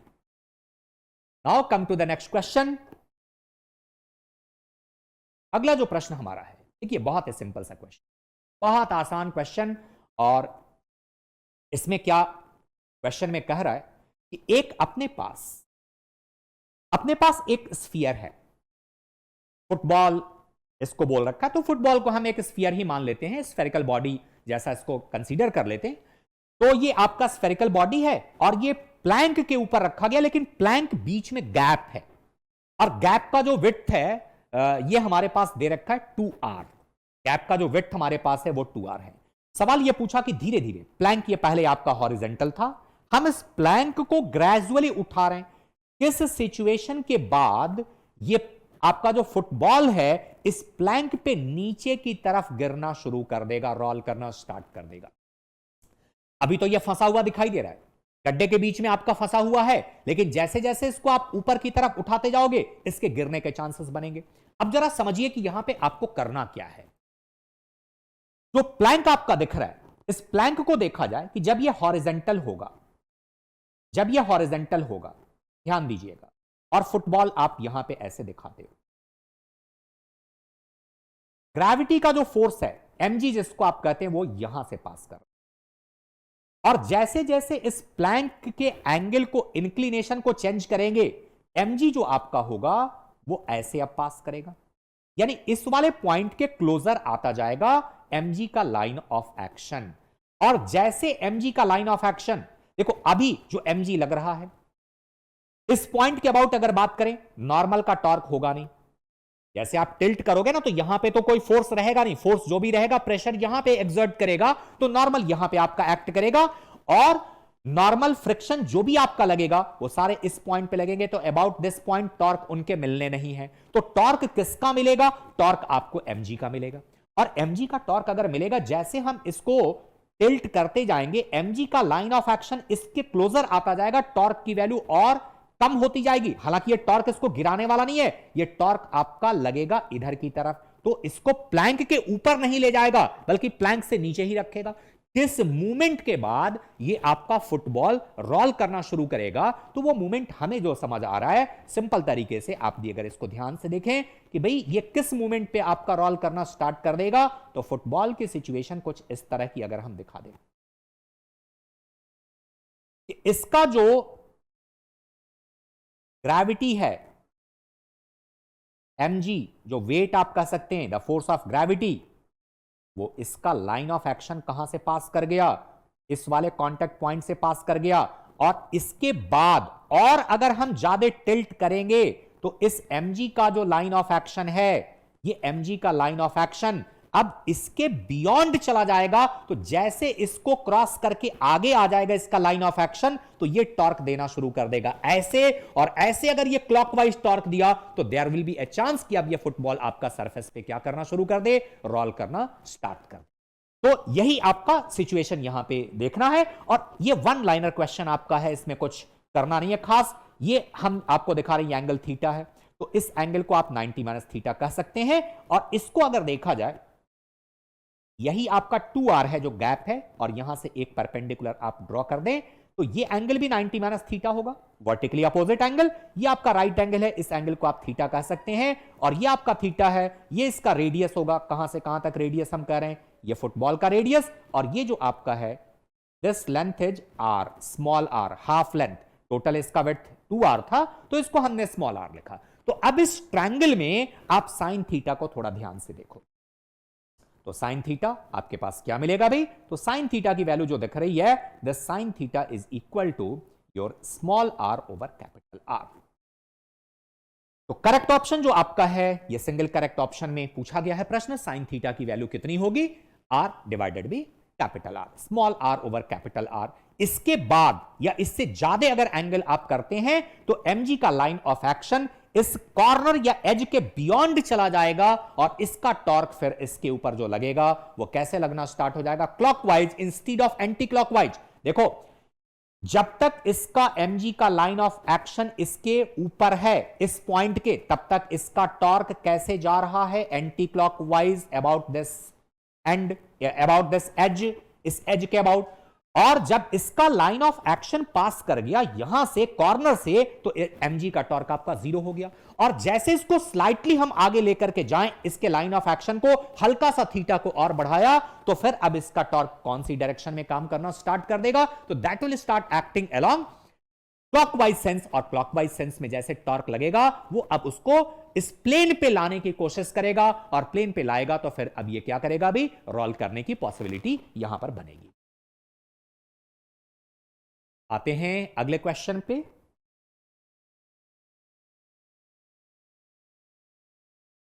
ये देखिए, ये भी एक बहुत ही अच्छा और कंसेप्चुअल क्वेश्चन है, बहुत ही सिंपल और कंसेप्चुअल क्वेश्चन आपका है। इसमें क्या पूछा गया है? एक आपका बोलता है कि रोलर है जिसका डायमीटर 20 सेंटीमीटर का है। ये रोलर जिसका डायमीटर यहां पे हम इस फिगर में मार्क कर रहे हैं, इसका डायमीटर आप देखिए ये 20 सेंटीमीटर का है। कहां पे है भी? एक एक्सल पे लगा हुआ है जिसका डायमीटर 10 सेंटीमीटर का है। डायमीटर 10 सेंटीमीटर, यहां पे हमने रेडियस दिखाया तो रेडियस को 10 मान करके चलोगे, और इसके रेडियस को, जो आपका एक्सल है जिस पे ये लगा रखा है इस रोलर को, इसका जो रेडियस है ये 5 सेंटीमीटर का है, डायमीटर इसका 10 सेंटीमीटर का है। यहां पे ये लिखा डायमीटर 20 सेंटीमीटर, डायमीटर 10 सेंटीमीटर, और इसको एक स्केल से आप पुश कर रहे हैं। कैसे चल रहा है? रोलिंग विदाउट स्लिपिंग, सरफेस के ऊपर ये ऐसे चल रहा है, स्केल से इसको पुश किया जा रहा है। ठीक है, स्केल से इसको हम पुश कर रहे हैं, रोलिंग विदाउट स्लिपिंग, ये आपका आगे की तरफ मूव कर रहा है। क्वेश्चन ये पूछा कि जब इसका सेंटर ऑफ मास 50 सेंटीमीटर आगे चला जाएगा, इसका सेंटर ऑफ मास 50 सेंटीमीटर आगे चला जाएगा, तो आपसे पूछा गया कि जो ऊपर में स्केल रखा गया है उस मीटर स्केल का पोजीशन क्या होगा। पहले तो यह समझना है कि मीटर स्केल का डिस्प्लेसमेंट क्या होगा, मीटर स्केल की वेलोसिटी क्या होगी। ध्यान से थोड़ा देखते हैं हम लोग, वेलोसिटी के ऊपर पहले फोकस करें। वेलोसिटी क्या होगा? एक हम लोग रफ फिगर यहां पे ड्रॉ कर लेते हैं।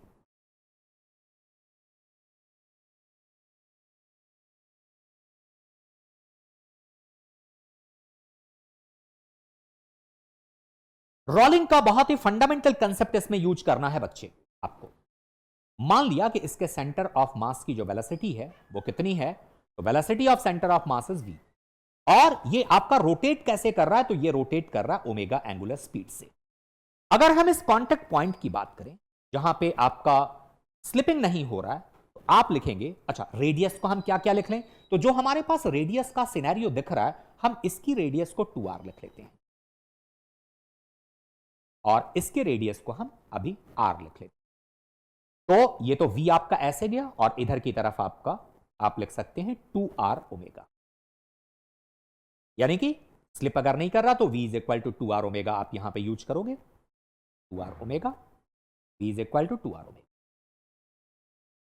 इस पॉइंट की वेलोसिटी के बारे में थोड़ा विचार करते हैं, कितना वेलोसिटी इसका होगा? तो ट्रांसलेशनल मोशन की वेलोसिटी तो v होगी, कहीं कोई इसमें डाउट नहीं है, और रोटेशन की वजह से, रोटेट जो कर रहा है इसकी वजह से इस पॉइंट का वेलोसिटी r ओमेगा होगा। r ओमेगा की वैल्यू कितनी? तो r ओमेगा को आप लिख सकते हैं v/2। तो net velocity of the point of scale, जो स्केल का ये एंड है इसका नेट वेलोसिटी कितना, तो ये हमें दिख रहा है कि अगर इसकी वेलोसिटी v है तो इसका वेलोसिटी क्या होगा, तो ये वेलोसिटी आपको मिलेगा, स्केल का जो वेलोसिटी है इसको vs अगर लिखें तो ये 3/2v आपको मिलेगा। स्केल का वेलोसिटी आपको 3/2v, तो स्केल की वेलोसिटी अगर 3/2v है तो ये अगर आपका 50 सेंटीमीटर चलेगा तो ये किनारा 75 चलेगा, लेकिन इसके रेस्पेक्ट में कितना चलेगा, ग्राउंड फ्रेम के रेस्पेक्ट में तो ये किनारा 75 चला और ये 50 चला, तो ये 50 गया, ये 75 आपका गया। तो आप ये बताइए कि इस रोलर के रेस्पेक्ट में ये कितना मूव करेगा, तो रोलर के रेस्पेक्ट में 25 सेंटीमीटर आपका मूव करेगा। तो आप इसमें ऑप्शन अगर देखें तो हमारा करेक्ट ऑप्शन कौन सा हो सकता है, the B is the correct option. 25 centimetre आगे चला जाएगा, यानी किस कोऑर्डिनेट पे आपको वो देखने को मिलेगा, x is equal to 75 centimetre पे आपको स्केल कहीं नजर आएगा। 25 centimetre with respect to roller and ground frame के रेस्पेक्ट में इसका जो डिस्प्लेसमेंट होगा, चूंकि वेलोसिटी इसका 3/2 टाइम्स है तो डिस्प्लेसमेंट भी आपका 3/2 टाइम्स होगा, और 3/2 टाइम्स का मतलब हो गया आपका 75 सेंटीमीटर। तो this is quite easy question. अब हम आते हैं अगले क्वेश्चन के ऊपर।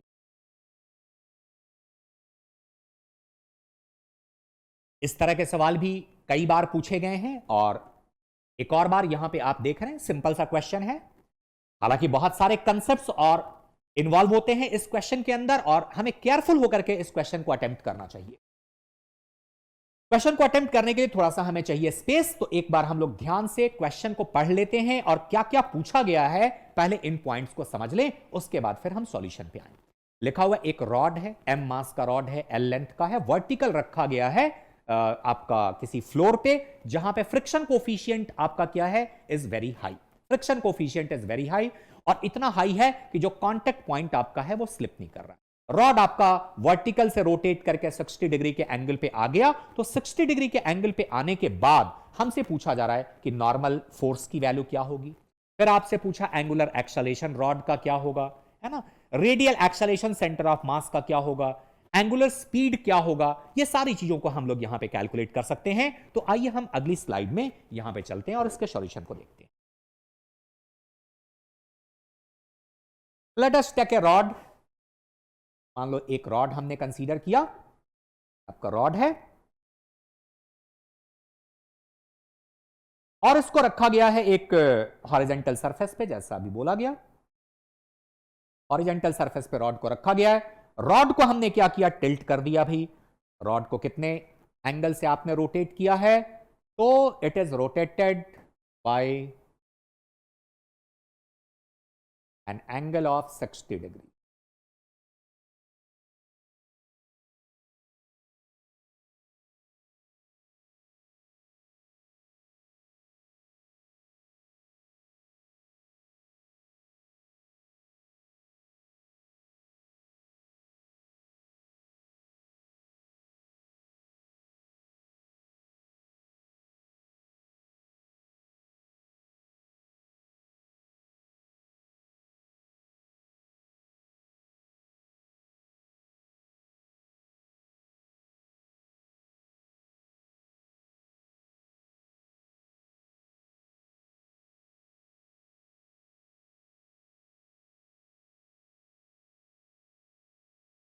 And of the rod is not slipping जैसा लिखा हुआ है, और हमने इसको किसी एंगल से ऐसे टिल्टेड थोड़ा सा शो कर दिया, और फिर यहां पे एक सरफेस आपका है, सरफेस को हम दिखा देते हैं। तो एंगल आपका ये फॉर्म कर रहा है,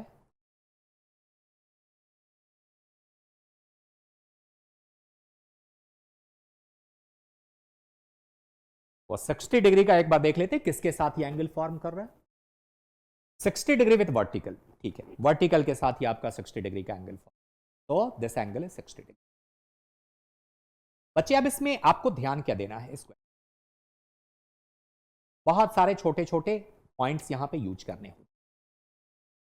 सबसे पहला पॉइंट तो ये है कि आप यहां पे फोर्सेस कैसे कैसे दिखाएंगे। तो मान लो फ्रिक्शन तुमने कहीं दिखा दिया, इधर की तरफ ये फ्रिक्शन हमने शो कर दिया, फ्रिक्शन इधर को जा रहा है। नॉर्मल फोर्स कैसे जाएगा, तो नॉर्मल फोर्स तो आपका भी परपेंडिकुलर ही जाएगा, नाम ही नॉर्मल है इसका, परपेंडिकुलर डायरेक्शन में इधर की तरफ दिखा दिया एन आपने।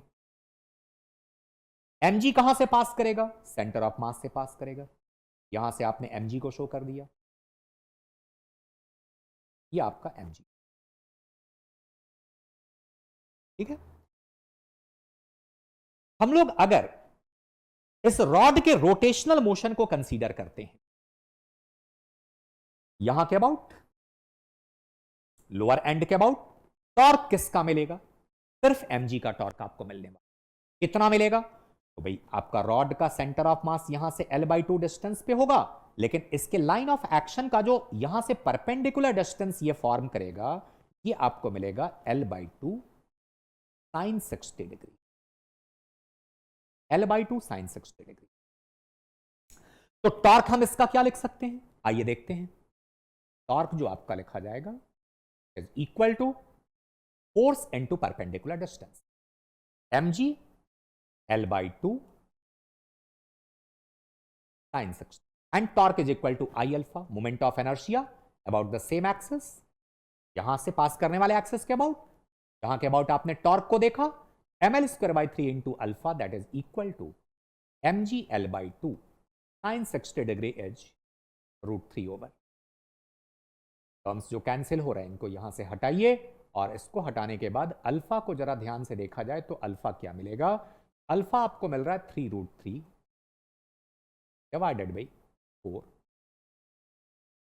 This is the angular acceleration of the rod का इस मूवमेंट पे एंगुलर एक्सेलरेशन इतना मिला।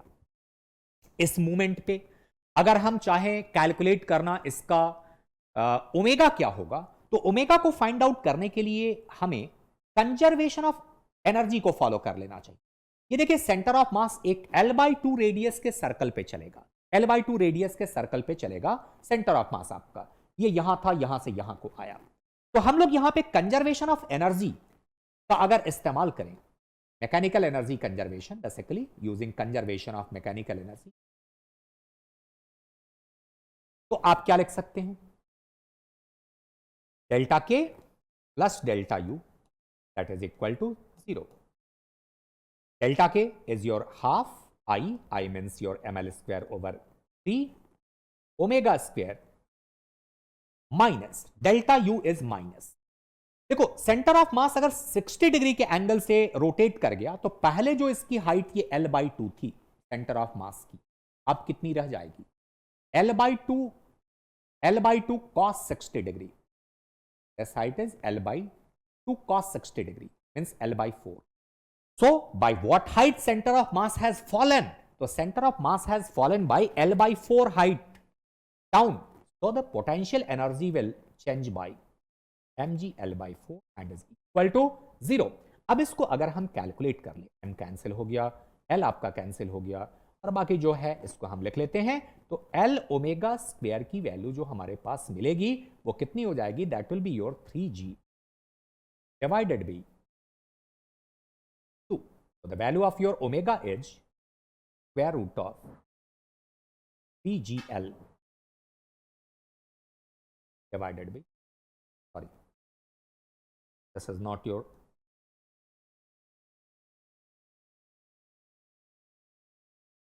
square root of 3g divided by, ये आपका ओमेगा। अब देखिए बच्चे, ये हम लोगों ने अभी बिल्कुल एलिमेंट्री काम किया और इतना हमें करना पड़ता है। पहले हमें अल्फा कैलकुलेट करना था और फिर हमने क्या कैलकुलेट किया? Omega calculate. अब इन दोनों चीजों को कैलकुलेट करने के बाद हमारा अगला जो फोकस है फ्रिक्शन और एन को कैलकुलेट करना। हमें लगता है कि फ्रिक्शन के बारे में पूछा तो नहीं गया है, फ्रिक्शन हमसे पूछा नहीं गया है। एक बार हम लोग देख लेते हैं ऑप्शंस हमारे पास क्या है। नॉर्मल फोर्स पूछा गया है, angular acceleration of the rod पूछा गया है। एंगुलर एक्सेलरेशन ऑफ रॉड कितना मिला था? Angular acceleration was 3√3g divided by 4l। ठीक है, ये हमारे काम का नहीं है, नहीं मिला। 3g/2l का square root angular speed of the rod, ये हमें मिला। अभी ये वाला ऑप्शन आपका करेक्ट है, तो एक ऑप्शन तो हमें दिख रहा है कि option D is correct.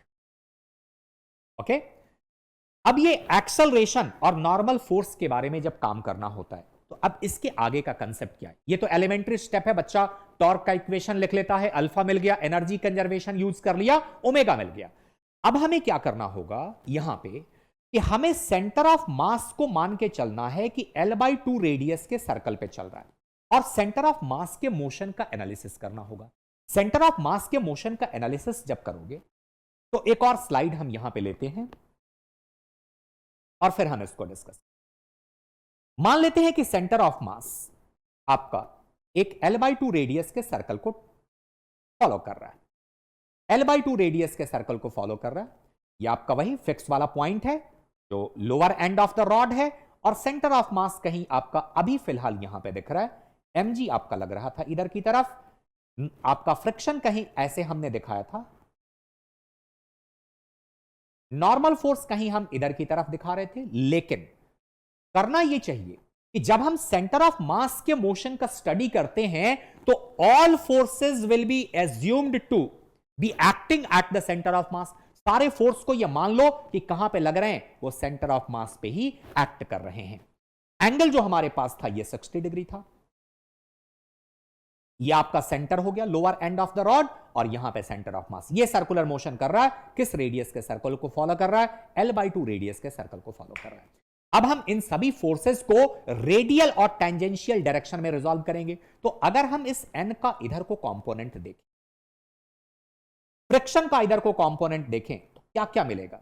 n का जो कंपोनेंट होगा n cos 60 n/2। फ्रिक्शन का जो कंपोनेंट होगा इधर की तरफ वो कितना मिलेगा, तो फ्रिक्शन के कंपोनेंट को हम लिख सकते हैं, ये चूंकि एंगल आपका 30 है तो f cos 30 √3/2 f आपको मिलेगा। और टेंजेंशियल डायरेक्शन में देखा जाए तो क्या होगा, तो टेंजेंशियल डायरेक्शन में किसके टेंजेंशियल, तो इस पॉइंट के टेंजेंशियल आपको समझना होता है। ये आपको मिलेगा √3/2n और इधर की तरफ आपको मिलेगा f/।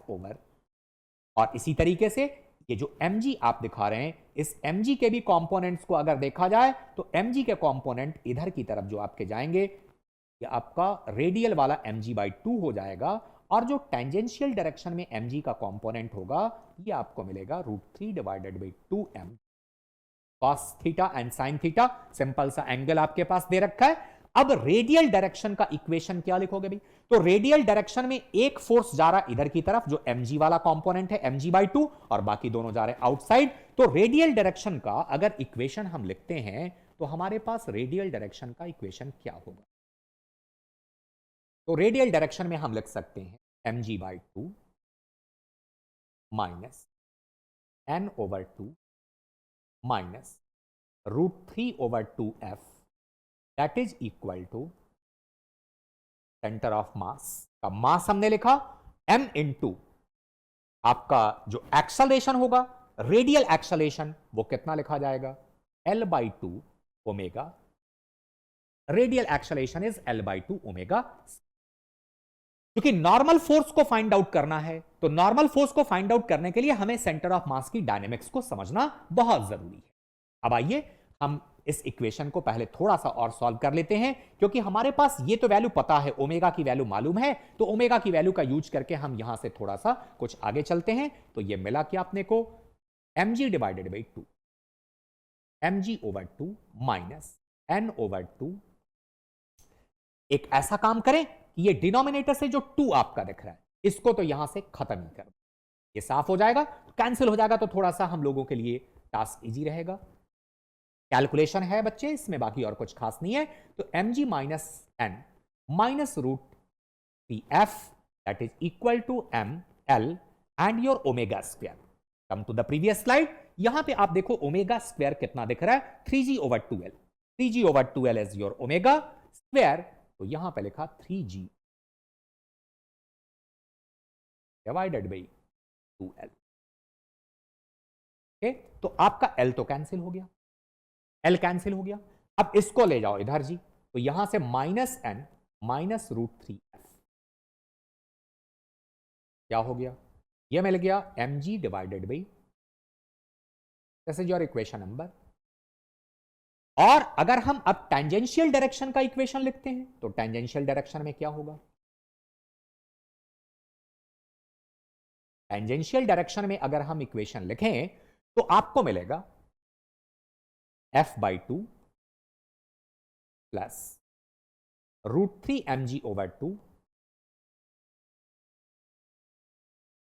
√3 mg/2 एंड माइनस आप लिखोगे √3/2n, that is equal to all tangential forces का सम है ये, this is your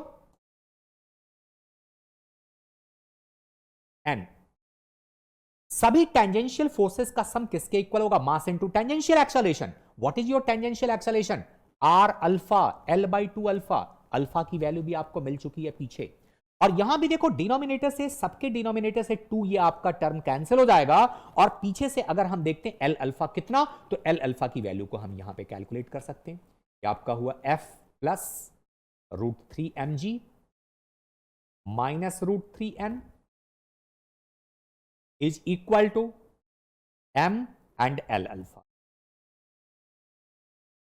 Your L alpha is 3√3g by 4. 3√3g by 4. 3√3g divided by। अब देखो इसको हम शिफ्ट करके इधर लाते हैं, तो ये अपने को मिला f and minus √3n, that is equal to 3√3 mg by 4 minus आप यहां पे लिख सकते हैं √3 mg। ऐड अगर कर लें तो हमारे पास जो इक्वेशन ये दिखाई दे रहा है f minus √3n, that is equal to minus √3 mg/4 minus √3 mg/4। ये आपको मिल गया second equation. You have two different equations and two variables n and f। आप इन दोनों इक्वेशन को एक सिंपल सा काम कर सकते हैं। अगर हम इस इक्वेशन को √3 से मल्टीप्लाई कर दें, और √3 से मल्टीप्लाई करने के बाद इस इक्वेशन के साथ इसको हम ऐड कर दें, तो ऐड करने पे अपने को n की वैल्यू यहां से आ जाएगी जो अपने को चाहिए थी। तो n की वैल्यू को यहां पे कैलकुलेट अगर करना है, तो आइए इसको √3 से मल्टीप्लाई कर लें, तो ये आपका हो जाएगा √3f minus 3n, that is equal to 3 mg/4 with negative sign, ठीक है। ये आपका हो गया। और जैसे हम इनको ऐड करेंगे, f वाले टर्म तो कैंसिल हो जाएंगे, और ये ऐड होकर के हमारे पास कितना आ जाएगा? -4n। और इधर को देखा जाए तो ये वैल्यू हमारे पास कितनी आ जाएगी? तो जितना भी आएगा ऐड करके हम देखें यहां पे, तो -4n, adding the two equations, -4n is equal to -3 mg/4 and mg/2। Add कर दिया इसको, ऐड करने पे आपको -mg/4, दैट इज -4n। तो n की वैल्यू कितनी? n हमारे पास यहां पे जो दिख रहा है, that is our mg/। Calculation आप एक बार चेक कर लेंगे, कहीं अगर कैलकुलेशन एरर हो वो आप यहां पे वेरीफाई कर लेंगे। n की वैल्यू हमारे पास आ गई mg/16। इसका मतलब अब हम पिछली स्लाइड में अपने आते हैं, जो क्वेश्चन का पार्ट हमारा था, नॉर्मल फोर्स की वैल्यू पूछी गई है mg/16, तो ये हमारा mg/16 आ रहा है। इसका मतलब ऑप्शन ए तो हमारा सही। अब हम आते हैं रॉड का एंगुलर एक्सेलरेशन, ये पार्ट हमारा सही नहीं था। रेडियल एक्सेलरेशन रॉड के सेंटर का पूछा गया था, इसको हम कैलकुलेट कर सकते हैं। रेडियल एक्सेलरेशन क्या है? रेडियल और टेंजेंशियल एक्सेलरेशन किसको कहेंगे? Radial acceleration is L/2 omega square. हम लोगों ने आगे यूज भी किया है इसको। तो radial acceleration L/2 omega square है, तो अपने पास आ गया L/2 omega square as here 3g divided by 2l। यहां से L आपका कैंसिल हो गया, तो ये आपको मिल गया 3g/4। Radial acceleration is 3g/4। अब देख लेते हैं ऑप्शन क्या लिखा हुआ है। तो रेडियल एक्सेलरेशन 3g/4 आपका लिखा हुआ है। इसका मतलब ये भी ऑप्शन आपका यहां पे करेक्ट होगा, और ये बी ऑप्शन यहां पे केवल एक गलत दिखाई दे रहा है, बाकी सारी चीजें। अगर मान लो हमें टेंजेंशियल एक्सेलरेशन भी अलग से पूछा गया होता, तो हम टेंजेंशियल एक्सेलरेशन को क्या लिखेंगे? r alpha. r हमारे पास है L/2, और अल्फा की वैल्यू हमारे पास कितनी है? तो अल्फा की वैल्यू अपने को दिख रही है, that is our 3√3g divided by 4l। इसको सिंप्लीफाई कर लेंगे तो टेंजेंशियल एक्सेलरेशन भी मिल जाएगा। और इन्हीं दोनों एक्सेलरेशन का अगले वाले स्लाइड में हमने इस्तेमाल किया है, जहां पे नॉर्मल फोर्स और फ्रिक्शन को हमें इवेलुएट करना था। फ्रिक्शन की चूंकि ऑप्शन में बात नहीं की गई है, तो हम उसको कैलकुलेट नहीं करते हैं, लेकिन अगर आप चाहते हो फ्रिक्शन को इवेलुएट करना, तो आसानी से यहां से इवेलुएट कर सकते। Now come to the next question. देखो ऑप्शन बी आपका यहां पे नहीं है, बाकी सारे ऑप्शन करेक्ट ऑप्शंस हैं। आगे चलते हैं हम लोग अगेन हम आते हैं यहां पे टॉर्क से रिलेटेड क्वेश्चन आपका पूछा गया है, टॉर्क से रिलेटेड क्वेश्चन पूछा गया और बहुत ही सिंपल सा क्वेश्चन आपका है, डिफिकल्ट क्वेश्चन बिल्कुल भी नहीं है, सिंपल क्वेश्चन आपका है। एक बॉडी है, इसका मास हमारे पास दे रखा है 1 kg, mass of the body is 1 kg। Initially the body was at the origin. इस बॉडी को क्या लेकर के चलना है, आपको पॉइंट मास लेकर के चलना है ना, कोई ऐसा नहीं कि स्फीयर या कोई शेप इसका कंसीडर आपको करना है। और इस बॉडी पे जो फोर्स लग रहा है, ये देखो अल्फा बीटा के टर्म्स में लिखा है, लेकिन आगे चल के अल्फा बीटा को 1 ही कर दिया, तो 1 कर दिया तो हम सिंपल एफ को यहां पे क्या लिख लेंगे, इस स्लाइड में थोड़ा सा काम कर लेते हैं हम लोग। तो एफ की वैल्यू जो हमारे पास आ गई वो कितनी आ गई, F is equal to alpha 1 है तो टी आई कैप और plus j. Alpha and beta have proper dimensions, ताकि कोई इक्वेशन हमारा डायमेंशनली इनकरेक्ट ना हो, इसलिए लिखा हुआ है उसको इस फॉर्म में। हमने सिंपल इसको करने के लिए अल्फा बीटा की वैल्यूज को यूज कर लिया और फिर हम देख रहे हैं कि पार्टिकल जो आपका है इसका मास क्या है, 1 kg। तो 1 kg मास है तो यहां से एक्सेलेरेशन क्या लिखोगे, acceleration is force divided by mass, force divided by mass. तो फोर्स डिवाइडेड बाय मास अगर करेंगे तो मास चूंकि 1 kg है तो आपको एक्सेलेरेशन भी क्या मिलेगा, T i cap plus J cap.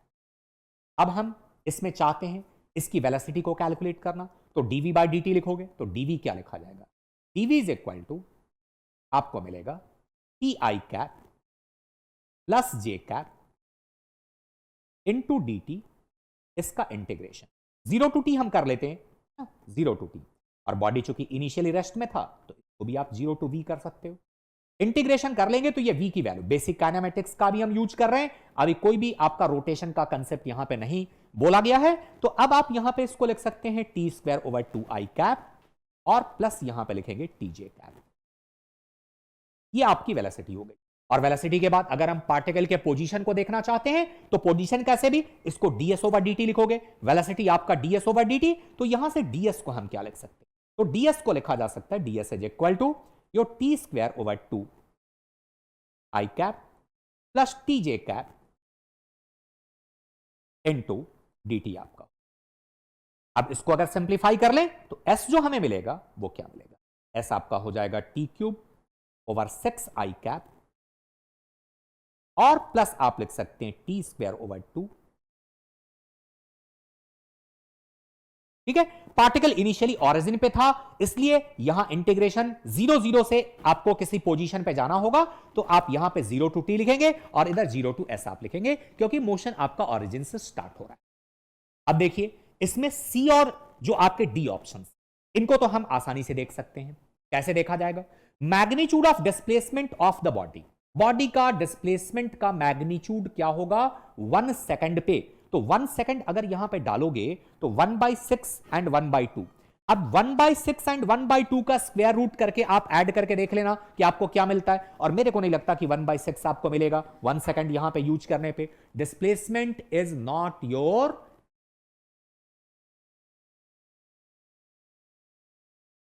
ये ऑप्शन बिल्कुल आपको नहीं मिल सकता, क्योंकि हम वेक्टरली अगर ऐड करेंगे तो 1/6 आने की तो कोई पॉसिबिलिटी नहीं है। हाँ, वेलोसिटी वाला ऑप्शन अगर देखें कि 1 सेकंड पे इसका वेलोसिटी क्या होगा, तो यहां पे 1 अगर यूज करते हो तो ये आपको मिल जाएगा 1/2 I cap and this J cap, तो ये भी आपका है। यहां पे अगर मल्टीप्लाई करके देखें तो 1/2 आई कैप जे कैप आपको दिख रहा है, इसका मतलब ये जो ऑप्शन आपका सी है दैट इज करेक्ट। अब पूछा कि टॉर्क क्या होगा, टॉर्क के लिए कुछ नहीं करना है, कुछ भी आपको नहीं करना टॉर्क के लिए। टॉर्क अगर आपको देखना है तो are cross F, R vector ही तो है जो आप यहां पे देख रहे हैं, ये आर वेक्टर आपका है एट टाइम टी, जिस समय पे आपको टॉर्क कैलकुलेट करना है, किस समय पे टॉर्क आपको कैलकुलेट करना है, तो लिखा हुआ है 1 सेकंड पे कैलकुलेट करना है। तो 1 सेकंड पे एस का वैल्यू कितना है, तो 1 सेकंड पे जो भी इसका वैल्यू है, अगर हम टॉर्क को यहां लिख लेते हैं, इसी स्लाइड पे रहेगा तो थोड़ा देखने में हम लोगों को इजी रहेगा, तो टॉर्क इज इक्वल टू हम लिख सकते हैं आर क्रॉस एफ। एफ तो दे रखा है, आर की वैल्यू कितनी है, तो आर की वैल्यू अपने पास है 1/6 आई कैप 1/2 जे कैप क्रॉस एफ कितना है, तो सबसे पहली लाइन में लिखा गया था T i cap. T i cap क्यों, हम इसको भी वैल्यू यूज करके लिखें तो केवल आई कैप मिलेगा, 1 सेकंड पे आप बात कर रहे हैं, और प्लस आपका जे कैप। अब इसको मल्टीप्लाई कर लो, तो मल्टीप्लाई करोगे तो आई क्रॉस आई तो 0 हो जाएगा, आई क्रॉस जे आपका के कैप हो जाएगा, तो यहां पे हम लिखेंगे पहला टर्म 1/6 के कैप। और फिर अगर हम देखें इनको मल्टीप्लाई करके जे क्रॉस आई माइनस के आपका होगा, तो आप लिखेंगे 1/2 माइनस के कैप। और इसको जब सब्ट्रैक्ट आप कर लेंगे तो सब्ट्रैक्ट करने पे मेरे हिसाब से यहां जो वैल्यू आपको मिलेगा वो मिलेगा 1/3 minus K cap, 1/3 minus K cap. ये टॉर्क आपको मिल गया। तो टॉर्क का जो कैलकुलेशन हमने किया इसमें मैग्नीट्यूड तो ये करेक्ट दिखाई दे रहा है अपने को, ए ऑप्शन सही दिखाई दे रहा है, इतना न्यूटन मीटर आपका टॉर्क होगा। लेकिन टॉर्क का जो डायरेक्शन लिखा हुआ है ये सेकंड ऑप्शन में plus k cap, this direction is not correct, ये आपका सही नहीं। ठीक है, तो magnitude is correct but direction is incorrect. तो ऑप्शंस जो यहां पे सही अपने को दिख रहे हैं A and C are the correct option. आइए देखते हैं, आंसर भी आपका वही है।